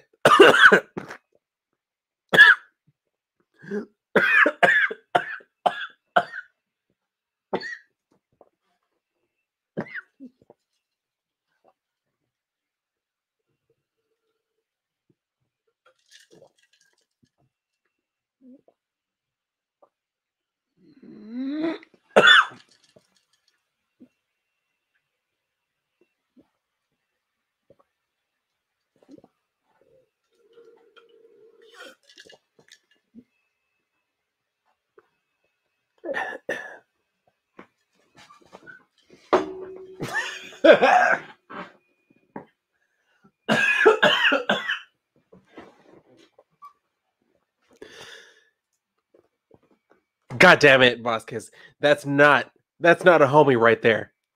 That was that bullshit, and you were not supporting me. Yeah. But no, yeah. Let's get back to some of this earlier shit. He said, bro, a magazine. Of course, I have in fact. Yo, you are smoking, aren't you? Used to be terrified by the stories. Yeah. My grandma used to tell me a lot of like fucked up like folklore and shit too. Like it's kind of crazy, like the type of shit that like older like Mexican folks know and shit. He said, we got Trey saying, well, the MCU taught people not to care about comic. Yeah, unfortunately. Like that was one thing that pissed me off when I was with my ex. I got him to read the like Civil War type of shit before we actually went to see Captain America Civil War, and he was just like, he was annoyed when we got out of the movie because he was like, that was not like the comic that you had me read. And I said, yeah, I know. That's kind of the problem. Like that's something that happens far too often. They take the name of a popular like comic storyline and they say, you know what, we're just gonna do whatever the fuck we want with it. So Vasquez saying, bro, here in Texas there's a lot of spooky shit down south. I'm a Southie as well. Yo, if you're anywhere near the Corpus Christi region, feel free to hit me up anytime. We can hang out talking about comics and shit. False Profiteer saying, sounds cool. I think creating something for its own sake, regardless if someone wants to buy, is worthwhile. Yo, I fucking hope so. So you're slurring your words. I'm missing timing because I'm faded. So I guess we on the same wavelength and shit. Good for you and good for me. Fuck, I'm having a good time. Either saying, I always find it funny that instead of introducing new characters that explore non-European folklore, I've talked about that too, they just turn Euro-American characters into non-Euro-Americans. P.S. I have spell check to save me. Good for you. I do not have spell check on my goddamn mouth. So good for you. Puff up pass, yeah. I drank 2 shots of vodka and 6 shots of rum. I think I am drunker than you. You think wrong. Trey says, shit, quiet, Disney might steal your idea. Yeah, exactly. See, that's why I'm saying it here on my live stream. So that way, if these motherfuckers try and take my idea, I'm going to be like, yo, look at the timestamp on this video. I done beat y'all to the idea. You nothing but a bunch of stealing, thieving hoes. I'm going to come for y'all asses. I used to literally work for an attorney who would do shit like this. So I would absolutely go and tell them like, yo, we got a case against Disney. I know you motherfuckers need at least 10 million. Let's do this. So we got Ether saying you are one of the only people who has pronounced my name the correct way the first time with no hints from me. So blame the liquor yourself. Yo, I understand how to pronounce Ether. I know how that shit goes. I am well read, despite the fact that I am probably drunk right now. And you know the fucked up part? I got to go pick up my boyfriend from work in a little while. Trey saying, God, Captain America Civil War wasn't even a Captain America movie. Like, what the fuck? They disrespect Steve Rogers. Yeah, exactly. They've been disrespecting Steve Rogers, and it's kind of like insulting at this point. Because the fact of the matter is, like, Steve Rogers is one of like the best type of like Captain America. And I've been reading that.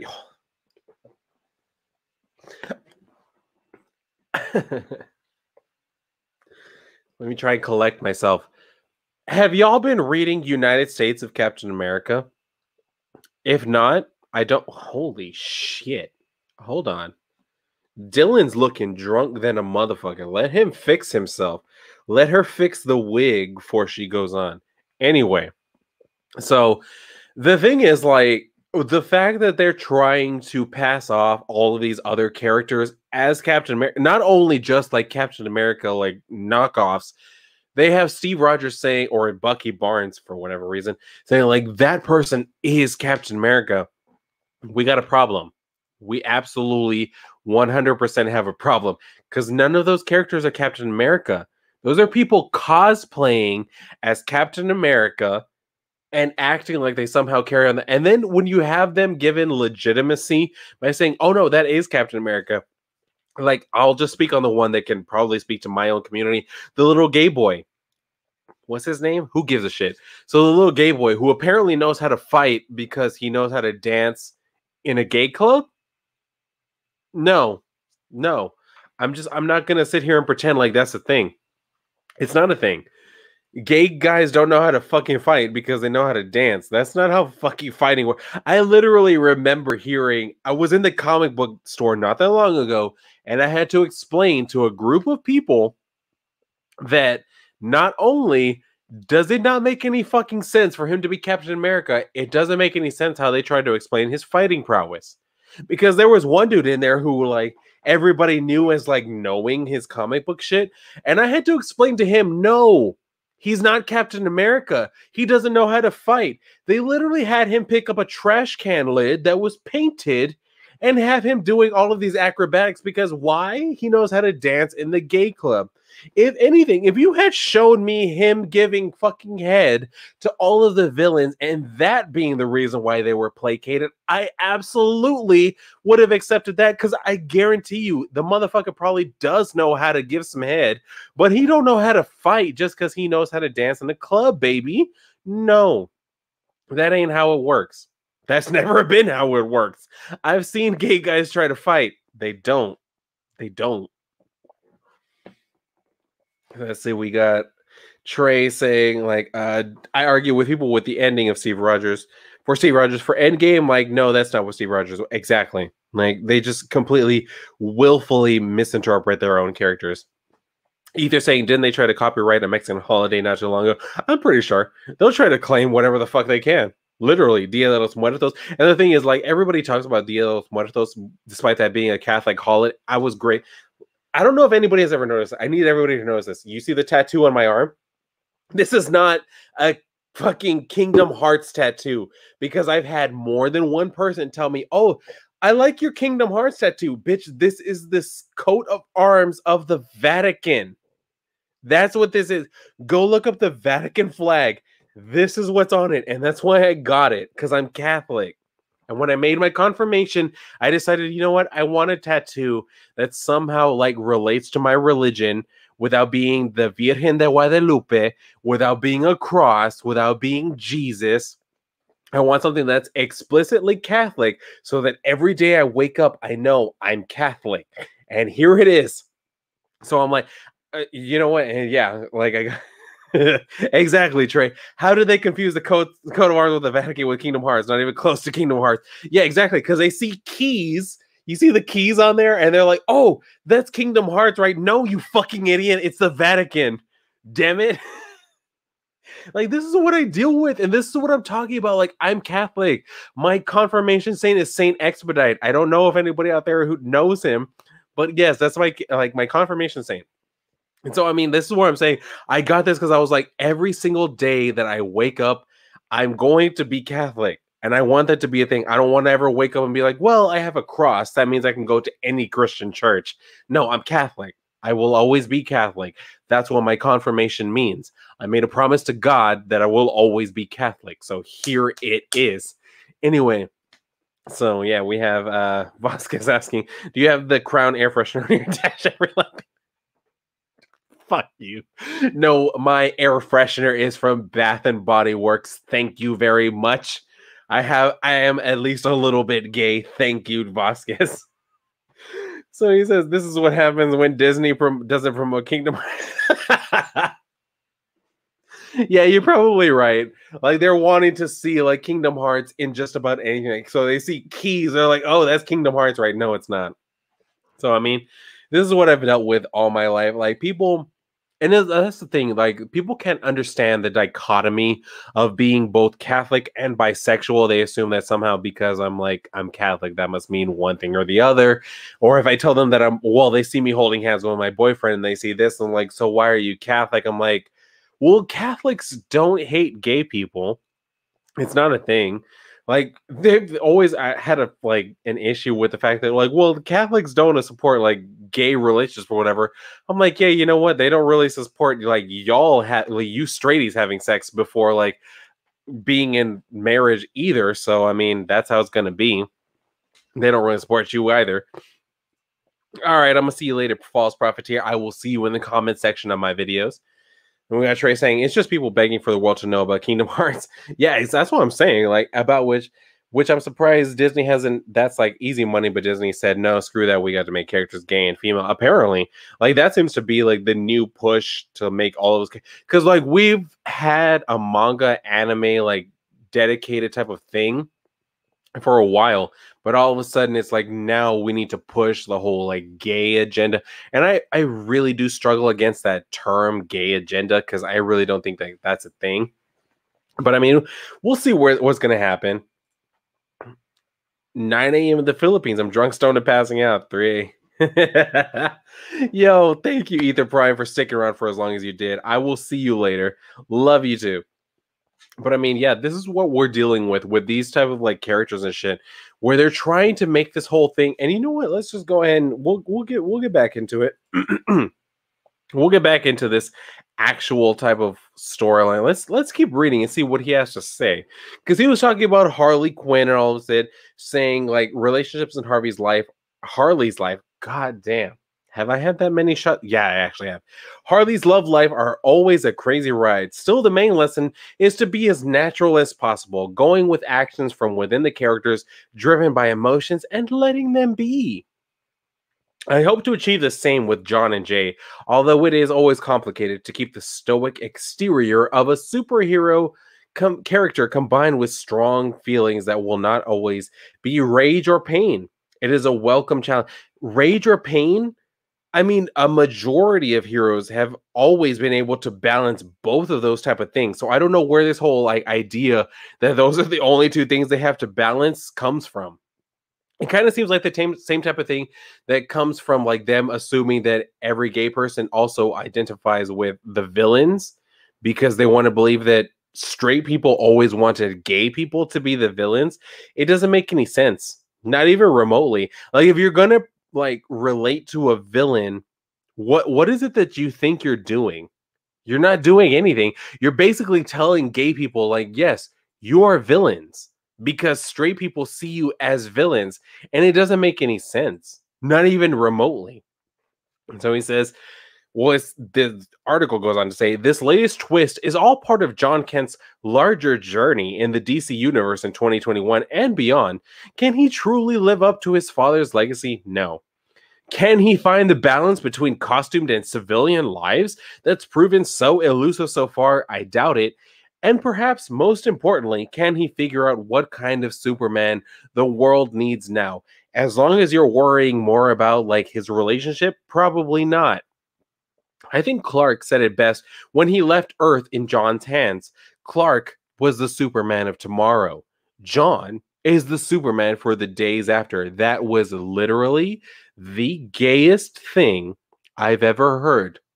And I've had butt sex with with multiple men. That is the gayest thing I've ever heard. I've heard literal cheeks clapping and people choking, and that is the gayest thing I've ever heard. I need you to help me understand, Tom. What about that is how is he the Superman of the days like that's what I'm saying. I guess they thought they were being clever by saying like you're the Superman of the days after. The days after what? Tomorrow? Tomorrow is always the next day. You know what I mean? It doesn't make any sense. It doesn't make any goddamn sense. You were trying to be clever, but you're not.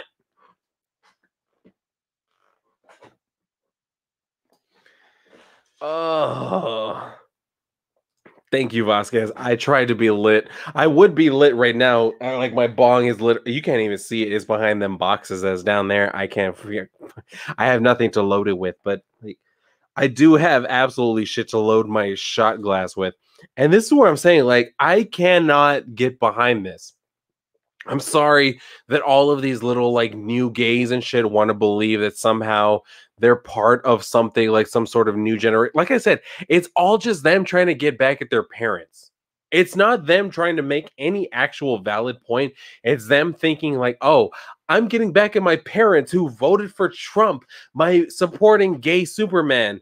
No, you're not, bitch. You ain't doing shit. You ain't doing a goddamn thing except supporting a very bad storyline. That's all this is. It's a bad storyline. And I'm not going to pretend like it's anything other.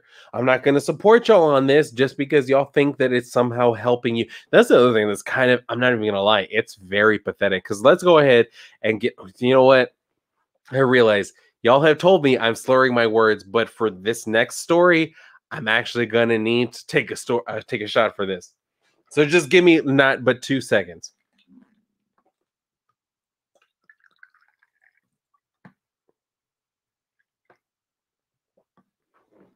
Thank you, DLV. See, you know what? I'm going to agree with that, but on the opposite. I've had people's tongues up my ass who I agree with much more than any of this bullshit.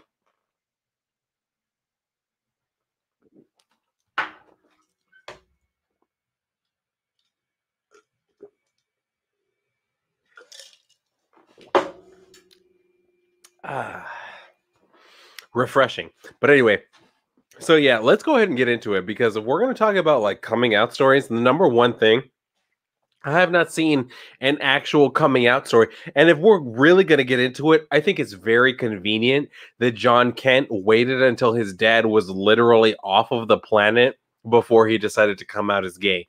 You know what I mean? Because in this latest issue, he literally decided that, you know, now that my dad is well, first thing, he cried like a bitch when his dad was leaving, even though like my dad has worked in oil fields my entire life. Like I've gone literally the majority of my life without seeing my dad because he's out working on oil fields and shit. He goes either 1 week on, 1 week off, or 2 weeks on, 2 weeks off. No, 2 weeks on, 1 week off. And that's always been my dad's type of thing. And that's why I'm saying like this whole bullshit where he starts crying because his dad is leaving to go do some work. Get over it, bitch. But another thing, let's go ahead and talk about coming out stories. Because this whole bullshit, Tom Taylor thinking this is a coming out story, nah, I'm not gonna pretend. Let's get into a real coming out story. And legally, I might not be able to talk. You know what? Fuck the Catholic Church. I am allowed to talk about this. I know what parts I'm not allowed to talk about.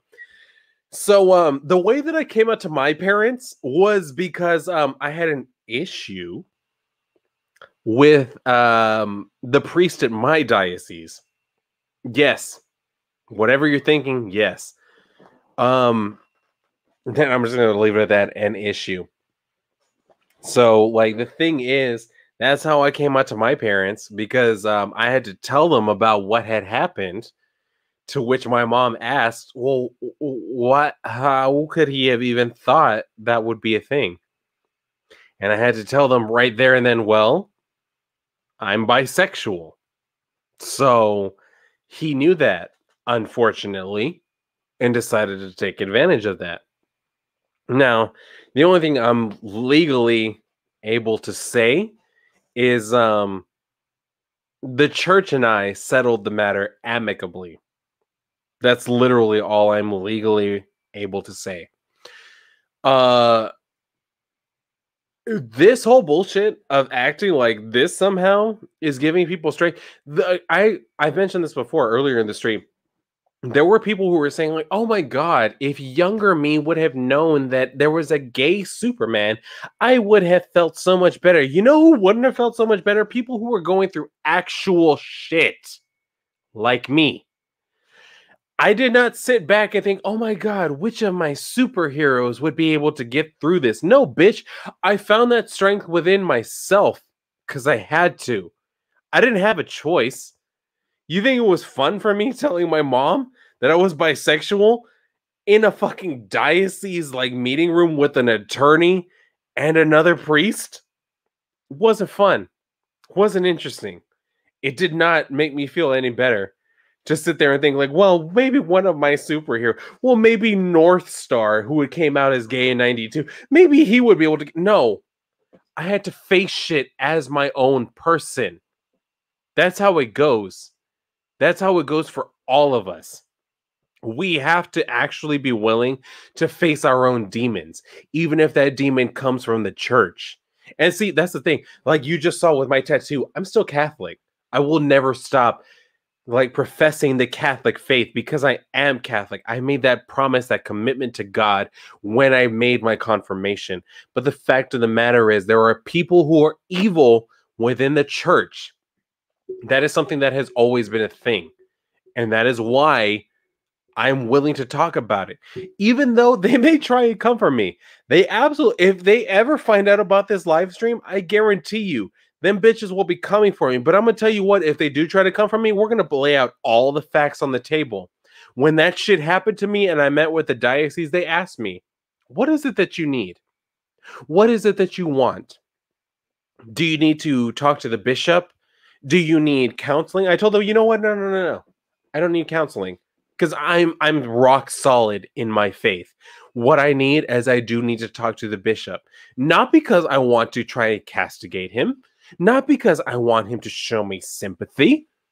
I want to tell him face to face that what has happened has not shaken my faith. What has happened has not destroyed my faith in God. Can you guess what literally never happened? Exactly. I never met him. I never saw him face to face. I never got to have that conversation because they decided, oh, you were hurt by us? All right. And we'll pay for you to go to therapy. And do you need anything else? Did you need something else? We're paying for you to go to therapy. Did you need anything else? Despite the fact that my therapist, about like 3 months into my treatment, all of a sudden had her own medical issues and had to like go and get surgery. And then I tried to call her office to try and set up another appointment, and they never called me back. Yeah, I found fucking strength on my own. And that's why this whole bullshit pisses me off. Because I was able to find that after having literally gone to like the worst bullshit. I went through the absolute depths of depression, anxiety, suicidal thoughts. I went through literally all of it by myself because the church that claimed to fucking care about me and told me that they didn't want me to lose my faith couldn't have fucking cared less. I went through that. And you know what? I came out the other side. You know why? Because I didn't rely on anybody else to find my strength to somehow be gay or be bisexual.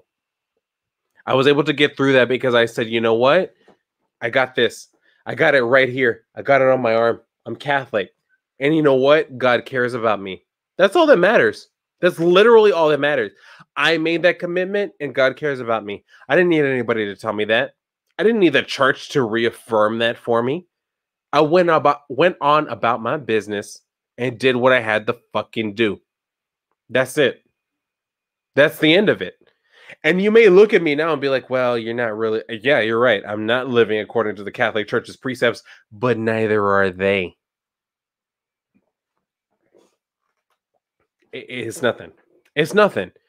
People are strong when they choose to be strong, and people are weak when they choose to fucking fight for themselves. That's how it goes. That's how it will always go. So I'm not going to sit here and act like any of these people are like, well, my parents wouldn't accept me if I'm gay. Bitch, I literally went up against the Catholic Church. If you're wondering why I got this shit behind me, it's because I got a settlement from the church. And it wasn't a great one. It was not at all a great one. But I got what I got, and I'm willing to fucking fight for more because I found the strength within myself. You needing to see superheroes, cartoon characters who look like you and fuck the same people as you needing to see that as though that's somehow the be-all, end-all? No, not even remotely. I'm not going to pretend like that's a thing. I didn't need anybody backing me up. Like, granted, I'm willing to like go ahead and thank you, DLV. I respect that commitment to an oath. I only got confirmed to make my mom happy. You know what? And in a way, at first, that was how it started for me when I was going to like CCD and shit. But once I actually found my own appreciation for God, like I stuck with that 100%. My commitment to God has never ended. Even through all that time, I even had literally people asking me after I was raped, literally asking me like, well, do you feel any anger towards God? No. God didn't do that. God didn't force that priest who did the shit that he did. He didn't force him to do that. That was his choice. Why would I be mad at God? God didn't make that happen. God didn't condone that. That's not how this works. I'm not mad at God. God is the reason why I got through that. That's it. That's the only reason. The only reason why y'all are watching my live stream instead of seeing like a fucking like cemetery grave marker of me is because I knew that God was with me. He's been with me every step of the way. I did not expect this fucking stream to go this way, but I have been drinking, so it kind of makes sense. So Vasquez saying like, respect to you.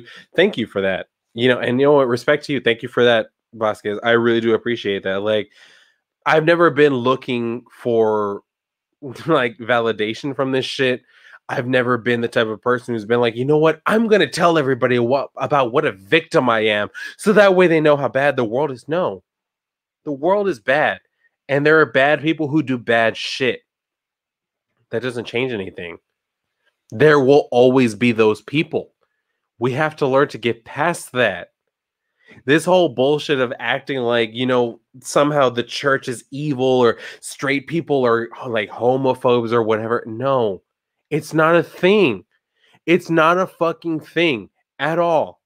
We are all people trying to do our best. And sometimes, most often, we fall short of that. It's what happens. I don't hate the man who did what he did to me. Because the fact of the matter is, after it happened, I had to try and figure out, okay, how much of my religion do I believe because I believe it, and how much was it from what he taught me? Have you ever thought of a bigger moral fucking divide? And that's what I'm saying. When people try to do this shit where they're like, well, I can't really relate to the hero unless he's gay too. Why? Why are you so lacking in empathy that you need the character to be just like you? Stop it. Stop it. Because the people who helped me get through my shit, they were not people who went through all the same things that I did.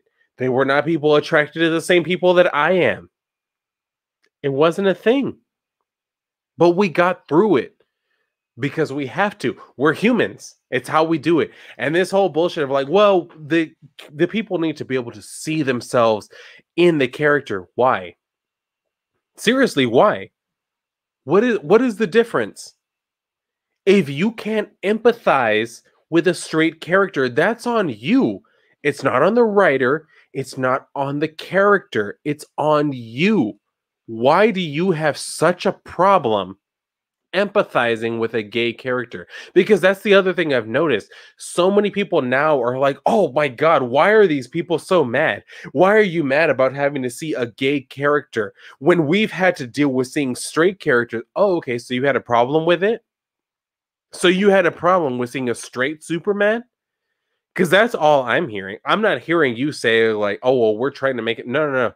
What I'm hearing is you had a problem seeing a straight character, and now that the character's gay, now you actually like them. That's all it actually is. I'm not going to pretend like it's anything else, because that's absolutely what it is. That's the problem. So I don't understand where these people are coming from. People like Tom Taylor, who wants to act like this is the type of thing we need to be worried about when it's really not. Making these characters gay so that, oh, people will feel seen. No, bitch, I don't feel seen. I feel like you're trying to come and pander to me. Like you're trying to take money out of my wallet, which is absolutely what's trying to happen. Because he's saying, like, when asking these questions, it's important to acknowledge that Jon isn't just the son of Kal-El. He's also the son of Lois Lane, which that's another thing. Let's go ahead and talk about that real quick. How are people assuming that Jon Kent being half human somehow makes him stronger than his father? Seriously. Like, we are we are actual normal human beings under a yellow sun, and we don't have super strength. We don't have the ability to fly. We don't have X-ray vision. We don't have heat vision. We don't have anything. But somehow they're acting like, well, he's half human. That means he's stronger than his dad. Why? Like, how does that even remotely make sense? It doesn't. It doesn't make even the slightest bit of sense. Him being human, if anything, would make him less of a Kryptonian, less powerful than his father.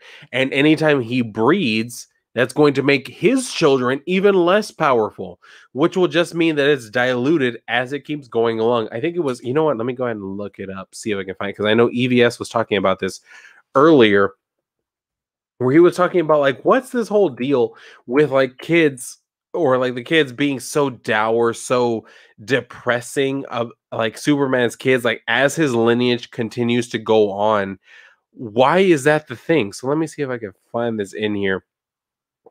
Give me but 2 seconds, because it shouldn't take that long. He was talking about it not that long ago. Damn, he tweets a whole shit of a lot.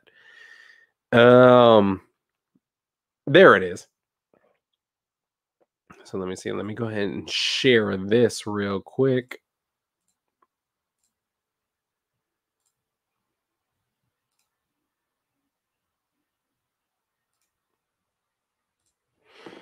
So yeah, we have this whole thing where he's saying like, I guess things with the Asian reporter boy didn't work out for Jonathan Kent. And that's a really good point. Like they're expecting there to be future generations of Superman, but if his son is gay and just ends up with a kid, granted, even if they were to adopt, he would still not have the powers of a Kryptonian. So he would only be able to pass on Kryptonian powers, even though it would only be like a fucking, what, a quarter at that point.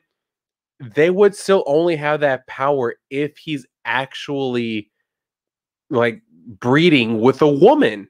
That's how it works. Where you saying like, because where did a future generation of Kryptonian human hybrids descending from Kal-El come from otherwise? So Superman experiments with homosexuality, but nah. Because yes, and I've read this. I don't know what exactly this comes from. I think it's like all of the future state type of bullshit. But that's what I'm saying. Like, I've seen this type of shit where I'm like, where in this is Superman? If his son is gay, did they adopt another Kryptonian who doesn't exist? Did they adopt maybe a Daxamite or something? Like, where in this does this make any kind of sense?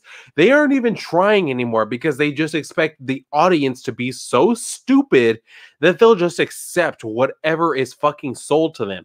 And that's why, to me, it's so insulting because I'm like, where do you think that this makes any sense?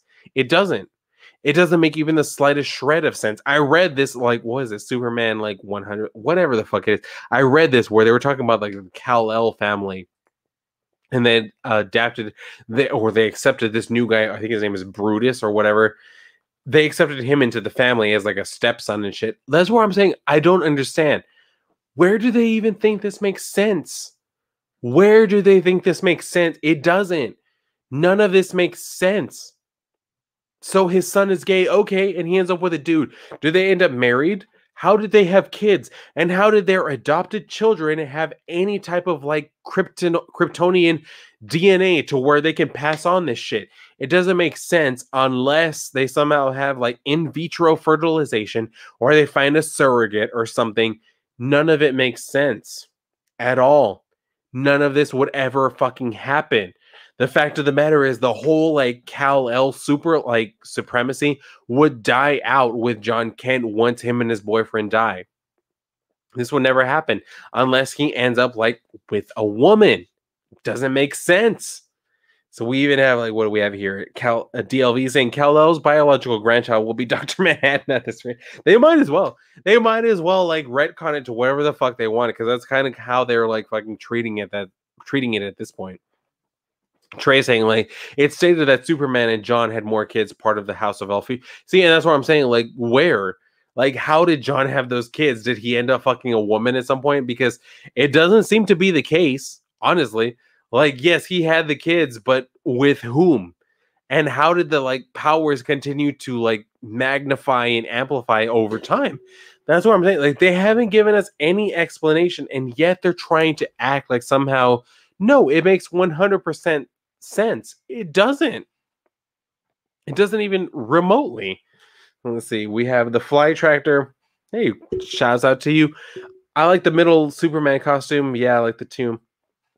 Yeah, like I that's one thing I noticed too. Like that middle Superman costume, it does look pretty cool. I'm not gonna lie. Let me go ahead and share that one more time so that way we can actually see what it is that we're looking at here as far as like the future Superman and all that bullshit.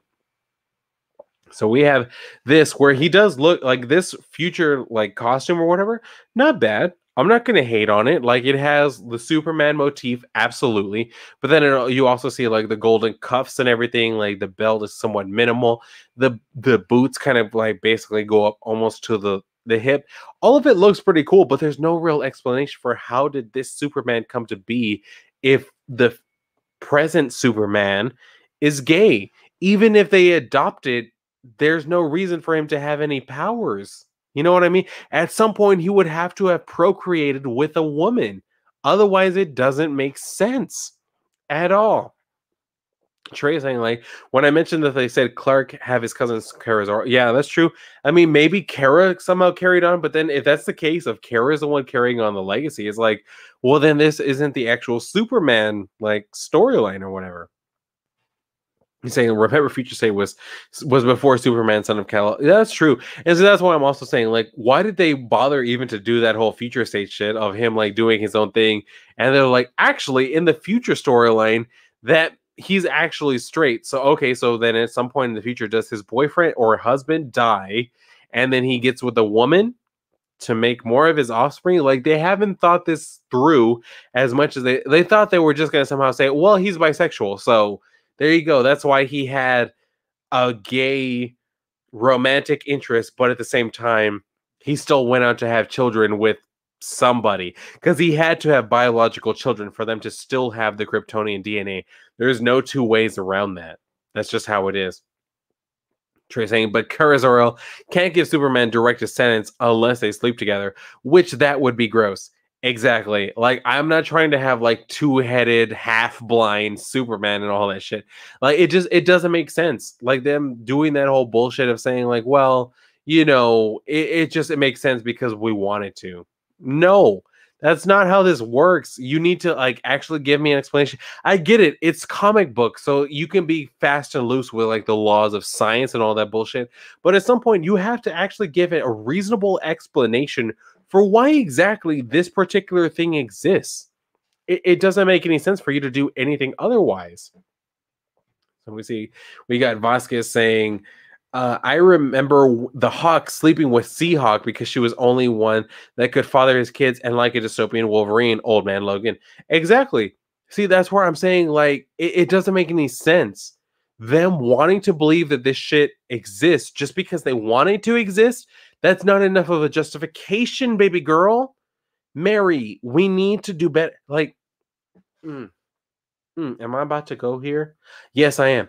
So with my community, we like to pretend, many of us like to pretend that we're super fucking creative.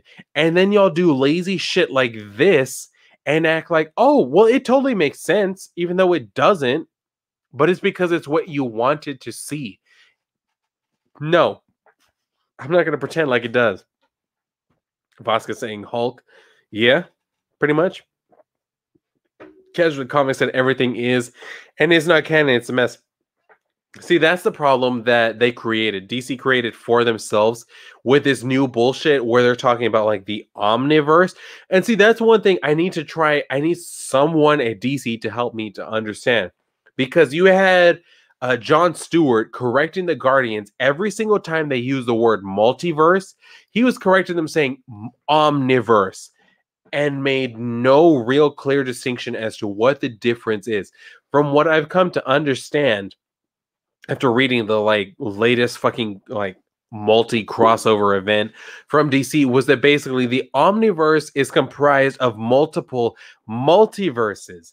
Because I don't know if anybody out there read the multiversity bullshit from Grant Morrison, where he established like 52 different universes within the multiverse. They decided, oh no, actually, within different times there have been different multiverses. So I'm assuming that there have been 52 different universes within each of these multiverses, allowing them to make excuses for literally whatever they want at any point in time. And they can just point to a multiverse, an omniverse, a different universe, and just say, well, it happened in this one. That means it actually did happen, except that it doesn't. You give us one story from that one particular multiverse and say, see, it happened. It actually happened. So why are you mad? Why are you upset, homophobe? I'm not upset, and I'm not a homophobe. I literally have sex with my boyfriend every night. Try and tell me that I'm scared of gay people, bitch. See if it happens. It ain't gonna happen. Not a single fucking time. Anyway. So we got Trey saying like, that's why John being bi doesn't make sense. God gave. Exactly. We got Fly Swatter saying comic book stories are just getting too complicated for. Yeah, they really are. Like, they're trying to do too much right now. Like I said, with the whole omniverse thing, they're trying so hard to make every single thing canon that they don't realize they're literally pissing on their own continuity.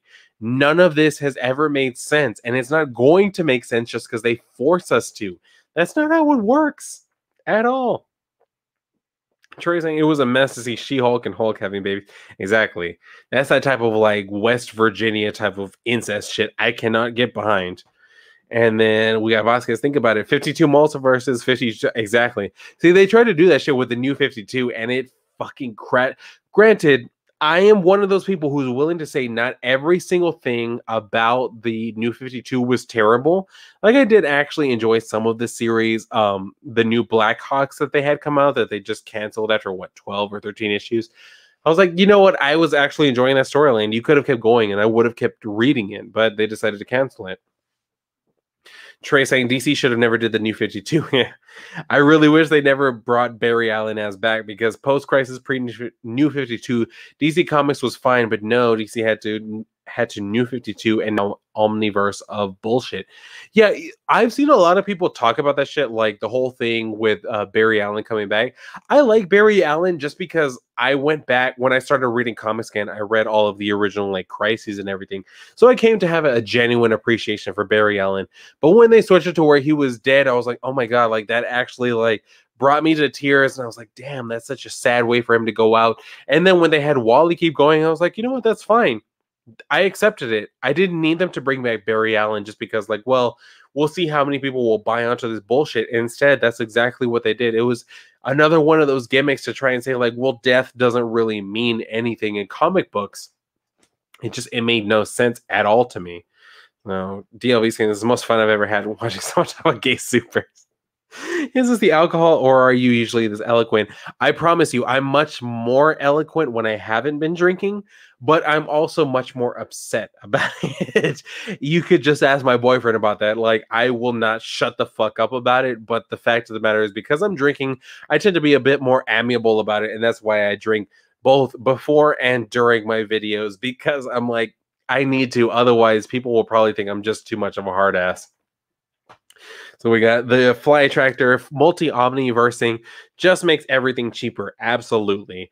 We broke this one, and just go grab another one of the peg, no big deal. Hey, well, you never know. Quantel saying it will probably fail, but they should really do their own Ultimate Universe. See, that's what one thing I've wondered about, like if they will ever do that, because after Marvel Comics imploded their own Ultimate Universe, I kind of figure like all the other companies were like, well, we can't really do that type of offshoot type of thing. And that's what I'm saying. Like, Marvel, you had a good thing going, and then you fucked it up not only for yourself, but for the rest of the comic universe, or like the entire comic industry. People are afraid to do that shit because they're like, well, everybody hated the way that the Ultimate Universe ended. And absolutely, people did hate it, including myself. It made no, I have never forgiven you, Marvel, after the way that you killed off Doctor Strange, having Dormammu literally choke the literal life out of him with the fucking cape. No, no, bad comic industry. That is not okay. Like, that was just stupid. Vasca saying it was Wally's fault that everybody got killed. Why is everybody shitting on Barry Allen? He's the first Flash, is still the best Flash. Honestly, I like Jay Garrick better because he was the first. I know a lot of people I realize a lot of people make fun of the Doughboy like helmet and everything. I like it. I love Jay Garrick. And when they tried to bring him back in the New 52 with the Earth 2 series, I was like, damn it. Y'all didn't have to do that. Like, that new costume looked terrible. It did not work at all. And then y'all just shot yourselves in the foot. Y'all made it to where nobody could actually appreciate your character because you don't even appreciate your character. So, I mean, how do you expect anybody else to do the same? You know what I mean? So, I mean, it's just, yeah, it pissed me off. Anyway, don't worry, Vasquez. I can't really talk right now. So, the fact that you can't type, not even a big deal. Trey saying like DC swore that us comic book fans didn't understand post-crisis DC universe. I'm like, who told it? Who told you us comic book fans was confused? Just because new readers are lazy, that's them, bro. Exactly. If they don't want to go back and read shit, if they don't want to read current shit, that's not my problem. That they're just following their news off of Twitter and shit nowadays. The New 52 should have been Ultimate DC Universe instead of that kind of seems how it was, right? Because the way that they explained it at Doomsday Clock was that basically Dr. Manhattan wanted to have like this whole like type of thing or whatever, and so he created his own universe. So I mean, I think that's kind of what they were trying to go for, but they did it in such a limp-wristed way. It just did not work at all. I want to pretend so bad like I am not about to piss my pants, but I need to. So y'all are gonna need to wait for me and look at the chair real quick. Talk amongst yourselves for just half a minute while I go. And the restroom is literally not that far away. So give me 2 seconds.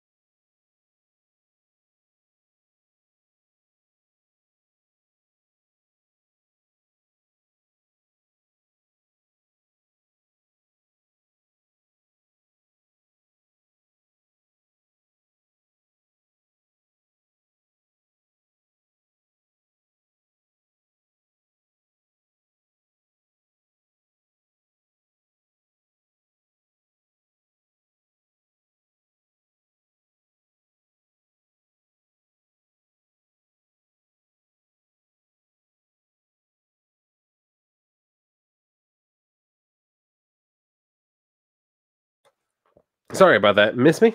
Anyway, so let's keep going with all this bullshit because like I said, I didn't just have the one topic to talk about with whole like this whole Superman being gay bullshit. There's another one that's going on right now. So we got let's see what we have here. God. It's not only the whole bullshit of like Superman being gay. We have this one. Let me go ahead and share this with y'all.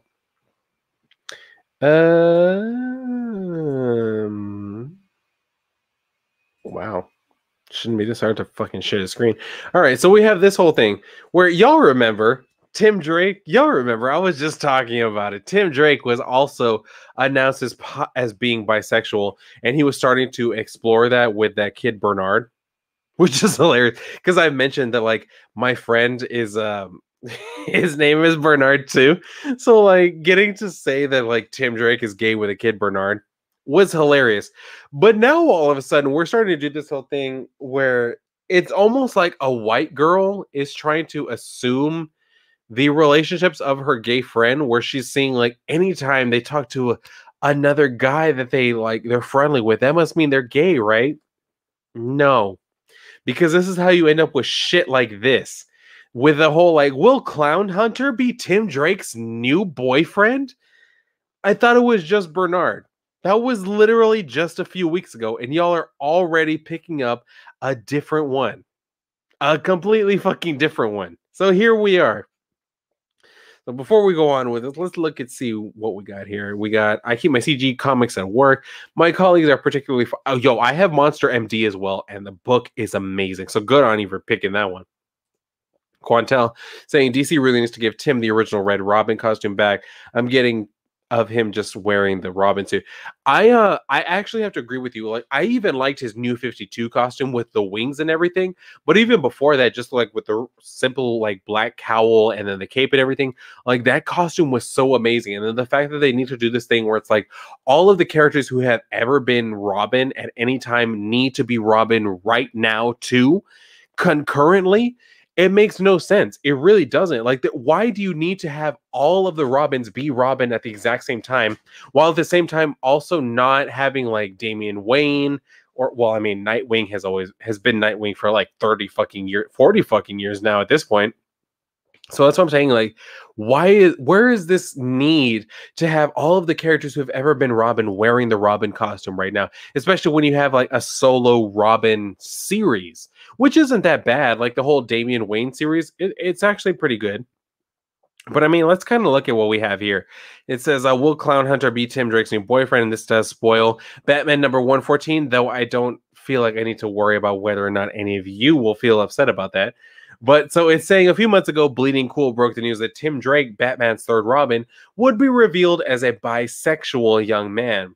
In the Batman Urban Legends comic book from DC Comics, he was seen going on a date with an old school friend, Bernard Dowd, which who apparently is just going to drop out of his story entirely. Many news headlines followed our confirmation last week, full of headlines about a bisexual Robin. Not something entirely backed up by the comic book in question, which stuck to the bi-curious possibility, but later confirmed by DC's Comics publicity. Well, of course they did, because if you, I don't expect anybody to have actually read the storyline, but in that shit, like when he goes to Bernard's house, he's basically just saying, well, Bernard's the one that asked him, like, do you want to go on a date with me, Tim Drake? To which he's like, yes, I think I'd like to explore that with you. Why? Like, there's absolutely no reason for him to do any of that. Not just leaving aside the fact that in the issue prior to that, Bernard was shown to have some sort of like martial fighting prowess, despite never having really shown us any training, never really having any type of like superhero persona. All of a sudden, he's just able to fight well enough to defend Tim Drake, and that's something that happened in that issue. So, I mean, that's what we're kind of dealing with here, where we're kind of like having him coming out to like Clown Hunter, I guess, again for no real reason. But it's saying like yeah, well, today's Batman 114 sees the third part of the story, DIY, by Brandon Thomas, Jason Howard, Clayton Cowles, and Dave Welgos. Here's the one thing, Dave Welgos, whatever. He wrote that semi-new Man Bat series, which was actually very well done. Although he's mostly just like an editor for the Bat books. And it says, portraying Tim Drake fighting alongside Clown Hunter, the new young Gotham vigilante Bao Pham, who with the last four killing members of the Joker's gang, though maybe softening his ways to grievous bodily harm instead. And while they work together and Clown Hunter is a bit in awe of this Robin, after grabbing his hand, there is nothing to suggest there is anything more than mutual admiration and respect for another person fighting the good fight in Gotham. Until that final moment, to be continued in the pages of Batman and Batman Urban Legends. If this is continuing Tim Drake's Batman Urban Legends storyline, might that reinterpret the looks that Balfam is giving Tim Drake? What? We don't know. We don't anything. Whatever. About Clown Hunter's proclivities as yet. He's just another young Gothamite who likes dressing up in flamboyant costumes and running around the rooftops. We don't know anything. Yeah, but is it possible that Bernard Dowd might have some competition and on the Gotham scene? Just mindless speculation here, of course. But after all the comic did promise that it would change Clown Hunter's trajectory in Gotham City forever. Of course it would. Why wouldn't it? Like, y'all very obviously want to make every single one of you, and y'all even kind of like try to sell it in this panel here. Let me go ahead and zoom in for you on Bao's face. Look at this. Does this look like the face of someone who's not romantically interested in you? And that's where I'm saying, like, I try so hard to not give into the bullshit of them like trying to push on us these different characters and shit like that, and just telling us like, well, you need to accept it, otherwise you're a bigot. Like, there's no two ways around it. You must be a bigot if you're against seeing like these gay characters. No, that's not the problem. Not even remotely. The problem is that y'all are trying to shoehorn in these characters because you know people like Superman, because you know that people like Batman. So you think, oh, well, there's no way people will accept gay Superman unless we literally make Superman gay. There's no way that anyone will accept black Batman unless we literally make Batman black. And that's how we arrive at these terrible fucking stories. Now, granted, people haven't been talking about I Am Batman as much as I have in particular, but what the fuck? But anyway, like the whole thing is with these characters, at least they're, I don't even want to say they're trying something different because they're not. They're still taking the original names. But when you have characters like, I don't know, Icon and Rocket who are out there like doing their own thing and actually making a difference, and then you don't give them any type of attention, really, you confine them to their own separate universe and just leave them there. Well, I mean, you're kind of shooting yourself in the foot as far as like wanting them to be popular with the mainstream audience. You need to put them out there for other people to see. Otherwise, what's the point? There is no point. You're not doing anything by having these characters just sitting in the back stable or like existing in an alternate universe. Bring them into the main universe and show what's actually going on. I mean, the fact of the matter is Icon is basically Superman, but he's Superman in a different way. Okay. You know what? No, this needs to stop. This whole yawning bullshit. I'm not even tired. I don't accept it. I reject it. Every fiber of my being rejects it. So I'm just going to go ahead and see for a second, because apparently I think it's because I'm talking too goddamn much and my lungs are like, air. We need air. So we're going to give it that while we look at some of these chats in here. So we got Vasquez saying, how is a kid who has no training at all adept, if not equal to a student who's been trained by Batman? Come on now. Exactly. And that was my problem with the United States of Captain America, where they had Aaron Fisher literally already busting out all of these different like acrobatic moves, despite the fact he's had no training, no contact with the actual Captain America, and he's not a super soldier. So I don't know where all of a sudden he's able to beat up men twice his size and three fucking times like his weight in a fight. Fist to fist, just using a trash can lid. None of it makes sense. And then we got Tracy. What's funny, Tim Drake was dating a girl in Robin Eternal. Exactly. Like, he's been dating women for like the longest time, and all of a sudden they're like, no, No, now he's only interested in men, but he's still bi. No, he's not. Not by the way y'all are fucking writing him. But the problem is Clown Hunter is a killer. Why are we having all these killers? That's what I'm trying to figure out too. Like they brought Harley Quinn into that bullshit where she's trying to act like the new Robin, and I'm like, why? What's even the point? Like she's a psychopathic murderous killer. She had her mind broken, and I don't really see that being the type of thing where she's like, oh well, you know what? Today I'm a hero now. No, bitch, come on now. You got that stalker stare. I try 100%. Like, you know what I mean?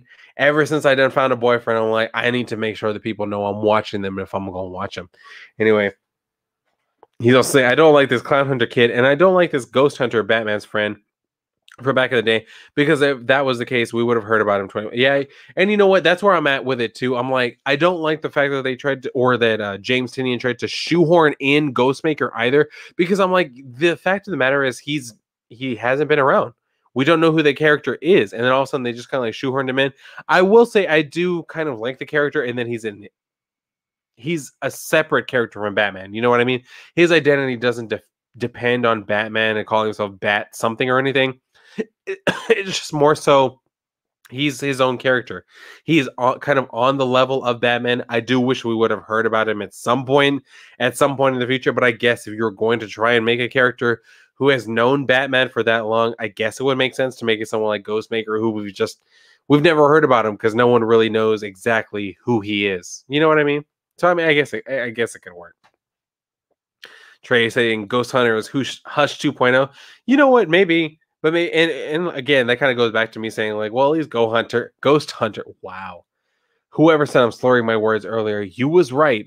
But whoever said like Ghost Hunter is basically just a ripoff of that concept, I mean, yeah, kind of. Like but I guess the one thing that's different is he isn't going around claiming to be Batman or Bruce Wayne. He is still going around saying like, yes, I am the Ghost Hunter and all that bullshit. So, I mean, I guess if anything, I'd be willing to give that one a pass. And then we got Trey saying, come on, you already know the reason why Bernard can't fight. It's the same reason why Jay John's new boyfriend can't fight. They have to be equals and they can't be damsels in distress. I mean, yeah, that's kind of the thing. And that's what I'm saying. Like, I guess it's even more sexist. Like, I thought like men were supposed to be the protectors, but apparently men can't defend men. You know what I mean? Like my whole thing was like, if we were being attacked, I would absolutely be defending my boyfriend. Would I expect the same treatment from him for me? Probably not. Then that's mostly just because he's not as strong as I am. So that's what I'm saying. Like, there's nothing wrong with having that type of dichotomy of having the one character defend the other. And we got the Rockbiter. They need the names to get anyone to even look at the garbage there right now. Without the legacy names, you'd have Safe Space, Woke Bro, or whatever. It'd be mocked out. Yeah, exactly. And that's what I'm saying. Like, I've had people trying to say like, well, these themes have always been like comics and all this bullshit and all that. But you literally had them trying to like create characters off of stereotypes like they did with that New Warriors bullshit. And then it just never came out. I guarantee, you know what? At some point they probably will put it out, but they're going to wait until everybody has forgotten about it. And then they're just going to like toss it out into stores, comic book stores. And you know what? If you didn't get with it, well, that just means you're a bigot. That's how everything works nowadays. If you didn't get behind it, that means you're a bigot. So I mean, that's what we're dealing with. So we got Batwoman there. I like Ghostmaker's suit. No, yeah, you know, his suit does actually look pretty cool. Like, I'm not gonna lie, like the all white and everything, the mask all looks very nice. They should give Tim Drake back his solo run. Honestly, I would be totally fine with that, because the fact of the matter is the Robin series that they have going on right now, that's mostly just off of Damian Wayne. Like, there's nothing really that ties to Tim Drake, which, I mean, I don't know if anybody can see her back here. That right there in the middle here, I suck at fucking pointing at shit. But this cover right here, that's from Batman when Tim Drake first suited up with Batman. Why do I have it framed? Well, the main reason is because like the guy who sold it to me at the comic book store, he told me he was saving it for himself because he's also a huge Tim and Drake fan. And then we were just kind of talking about like the changes and everything, and he was like, "Yo, if you want that, I'll give you a deal on it." He was like, "If you absolutely want that, I was going to keep it in my collection." He was like, "But if you want it, I will sell it to you right now." I was like, "Bet, give it to me. I will frame it. It will be in the background of all of my videos." which here it is. And that's what I'm saying. Like, that's the type of shit that I'm still with. Do you think really anybody's going to care about putting this on their shelf or on their wall? I don't. I really don't.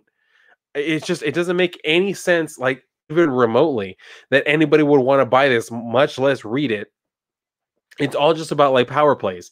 It's all about trying to control the narrative and trying to control the industry by making people believe, oh, yes, us gay people, we love everything about it. That's why you have to respect us. No, it's like I was grown up believing by my mom, respect is not given, it's earned. Always. There is no fucking way that goes any other two ways. So we got Sanic saying, remember when Bernard hit on Tim's mom? Yeah, that's clearly him repressing. Apparently. I mean, I guess he was going after cougars when he could have been going after girls his own age just because, you know, he was trying to cover up how gay he was. So, I mean, yeah, you got that right on the head. We got DLV saying, like, I love how Safe Space and Snowflake were immediately disliked by everyone, and the creator is now marked for it. Built 1,000 bridges, they call you a bridge builder, but you fuck one go, A. And that's kind of how it goes. And see, that's the thing. Like, that's what's even more disappointing is, like, he went from that to now he's writing fucking Blade. How? Why? We literally last year had actors quitting roles where they were voicing either half black or full black characters because, like, well, I'm not black enough to actually give an authentic experience to that voice. And yet you have shit like this where you have Kibblesmith writing the New Warriors and then turning around and be like, actually, now I'm writing Blade, even though I don't understand either one. So we have that Trey saying, like, and it doesn't even make sense to call the Damian Wayne series Robin when Damian Wayne in the new Teen Titans annual told his dad that he can't do this anymore. He can't be Robin, so why is it Robin? I'm trying to figure that out too, especially when you look at the picture of Robin. Actually, I think I might be able to look one up here. Because, like, the fact of the matter is they've had him looking like just goofy in these, like, I don't even know, like clown elf shoes, whatever it is. Hold on, let me see. I think I may have found it. Yeah. Oh, no, that was a very fucking small picture. So yeah, we have shit like, what the fuck? Hold up. Technical difficulties. They have never slowed me down. At least not for more than a few minutes. Yo, you can't even see his shoes in that one. What kind of shit? All right, whatever. We'll just use this one. Hold on, audience. So yes, let's go ahead and share this out with everybody.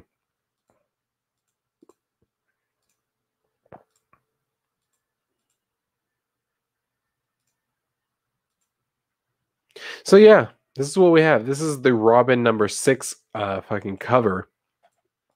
And as you can see, it appears as though he's for one thing wearing a skirt, but then on the top of that, he's also wearing what appears to be like elf boots. It doesn't look good at all having these little elf boots with the like points and shit. What are we supposed to believe he's doing? Like hooking people to death with his boot? Like it looks so stupid. So that's what we have from that particular thing. Let's go ahead and look over and see what we got here.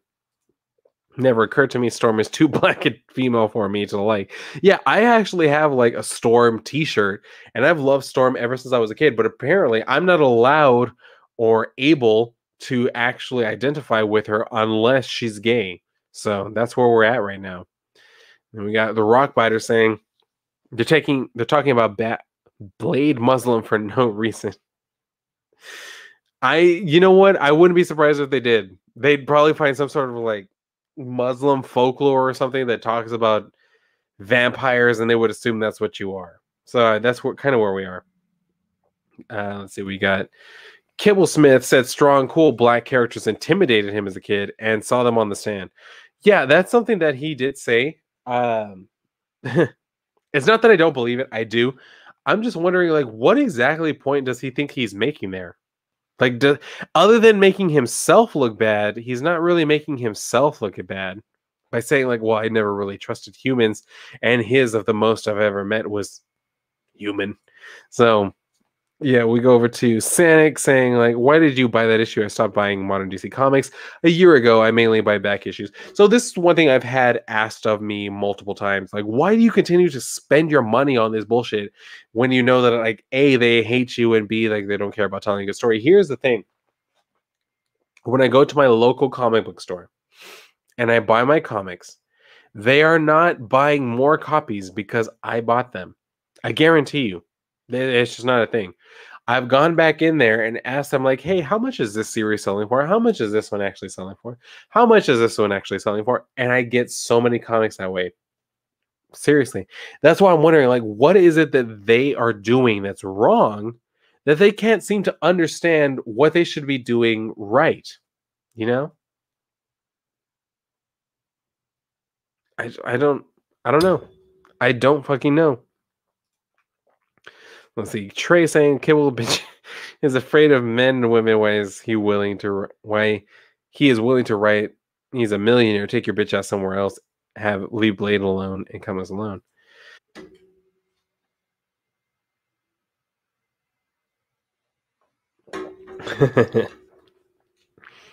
Well, thank you, Michael. The title of this video couldn't explain my feelings more. Plus, leave room for the Holy Spirit reminds me of the nun and the Night of the Demon. That's basically what I was going for. I was like, this is supposed to be like one of those old school type of like school dances or something where the nuns come up and they put like a balloon, like leave some room for the Holy Spirit type shit like that. So, yeah, I completely feel you. The Rock Biter saying everything is driven by clicks now. That's where the money is. Ad money, corporations all have what is called corporate equality index. The higher the score, the more traffic is directed to them. Damn, that I did not know. So impressive. Then we got Trey saying like too many human Green Lanterns. I've actually agreed with that for a very long time.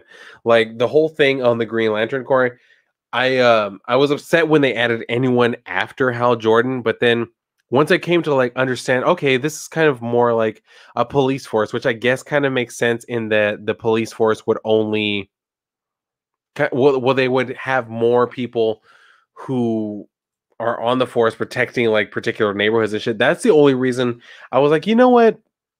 Okay, fine. If that's the way y'all want to go about it, fine. Like go ahead and do your thing. It's just it seems like there are too many. When you have Hal, John, Guy, Joe, and then now Kelly, like it's just you're getting to be too much. Like it's too much. So Rockbear is saying like they make more money from internet traffic than ever could be sold in books. You know what? I believe that. I believe that there are a bunch of people who probably buy their shit just because they like see it tweeted about on like Twitter or whatever, or sometimes even Instagram. Like they see it being shared and they think, oh, okay, so this is what I need to do. This is where like my tech needs to go, and I need to start like trying to cater to these type of people. No, just tell a good fucking story.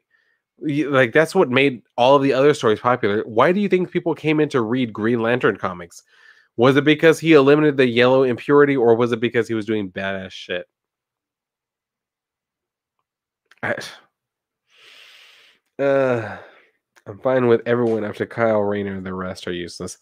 Yeah, Kyle Rayner is about like the cutoff because he came about like what the late '90s, early 2000s. Ever since then, like Kyle is about as far as I'm willing to go. I I don't know, especially when you got something like this in the mix, where you got like Tim Drake as a bisexual. I mean, it couldn't possibly make Tim Drake any worse. It really couldn't. So yeah, I don't even know. I just really don't know anymore. Like this is I think where I'm going to have to go ahead and cut off my stream just because I got some shit to do. But we got Sanic saying no, I don't think these people buy the books. They probably just pirate away. Yeah, probably. Like I literally went to the comic book store today and got my like fat ass stack of comics for the day. Granted, I realize I'm not going to love every single one, but I do actually pick up the physical books so that I can review them earnestly without, just like looking at other people's pictures of it. So it says the Rocketeer research corporate equality or equality index. That's why so many companies are willing to run off customers for write checks. I believe that. That's why back issues are doing better than the new issues. I mean, it's like people forgot what Darth Vader has said at one of the conventions where he was like, amazing how you people will buy back them. Yeah, like it seems to be that way, right? And then we see Trey Michael.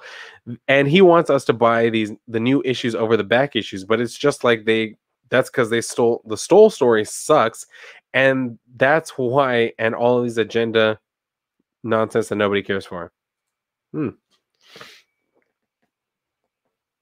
I noticed one thing. I butchered the shit out of that last chat because I've been drinking.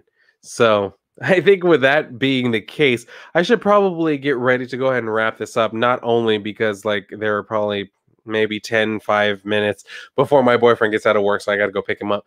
But also just because like I've been at this for what? Almost 3 hours now. Not bad. Probably a record for me.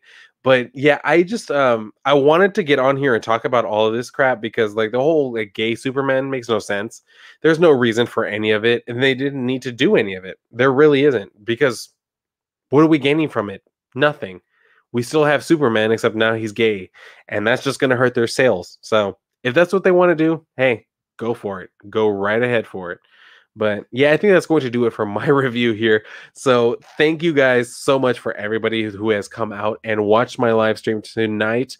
I appreciate all of you 100%, 100%. And maybe, hey, I'm going to try and do more live streams coming soon. And if possible, I'll probably either have guests on, or I'll go on other people's podcasts or like live streams or whatever. So just feel free to keep an eye out for that, because you never know where I might pop up. You really don't. So make sure you're checking all of the Comicsgate channels and subscribing to all of them. We need your help. We need your help getting to 1,000 subscribers, because I'm trying to win a damn contest.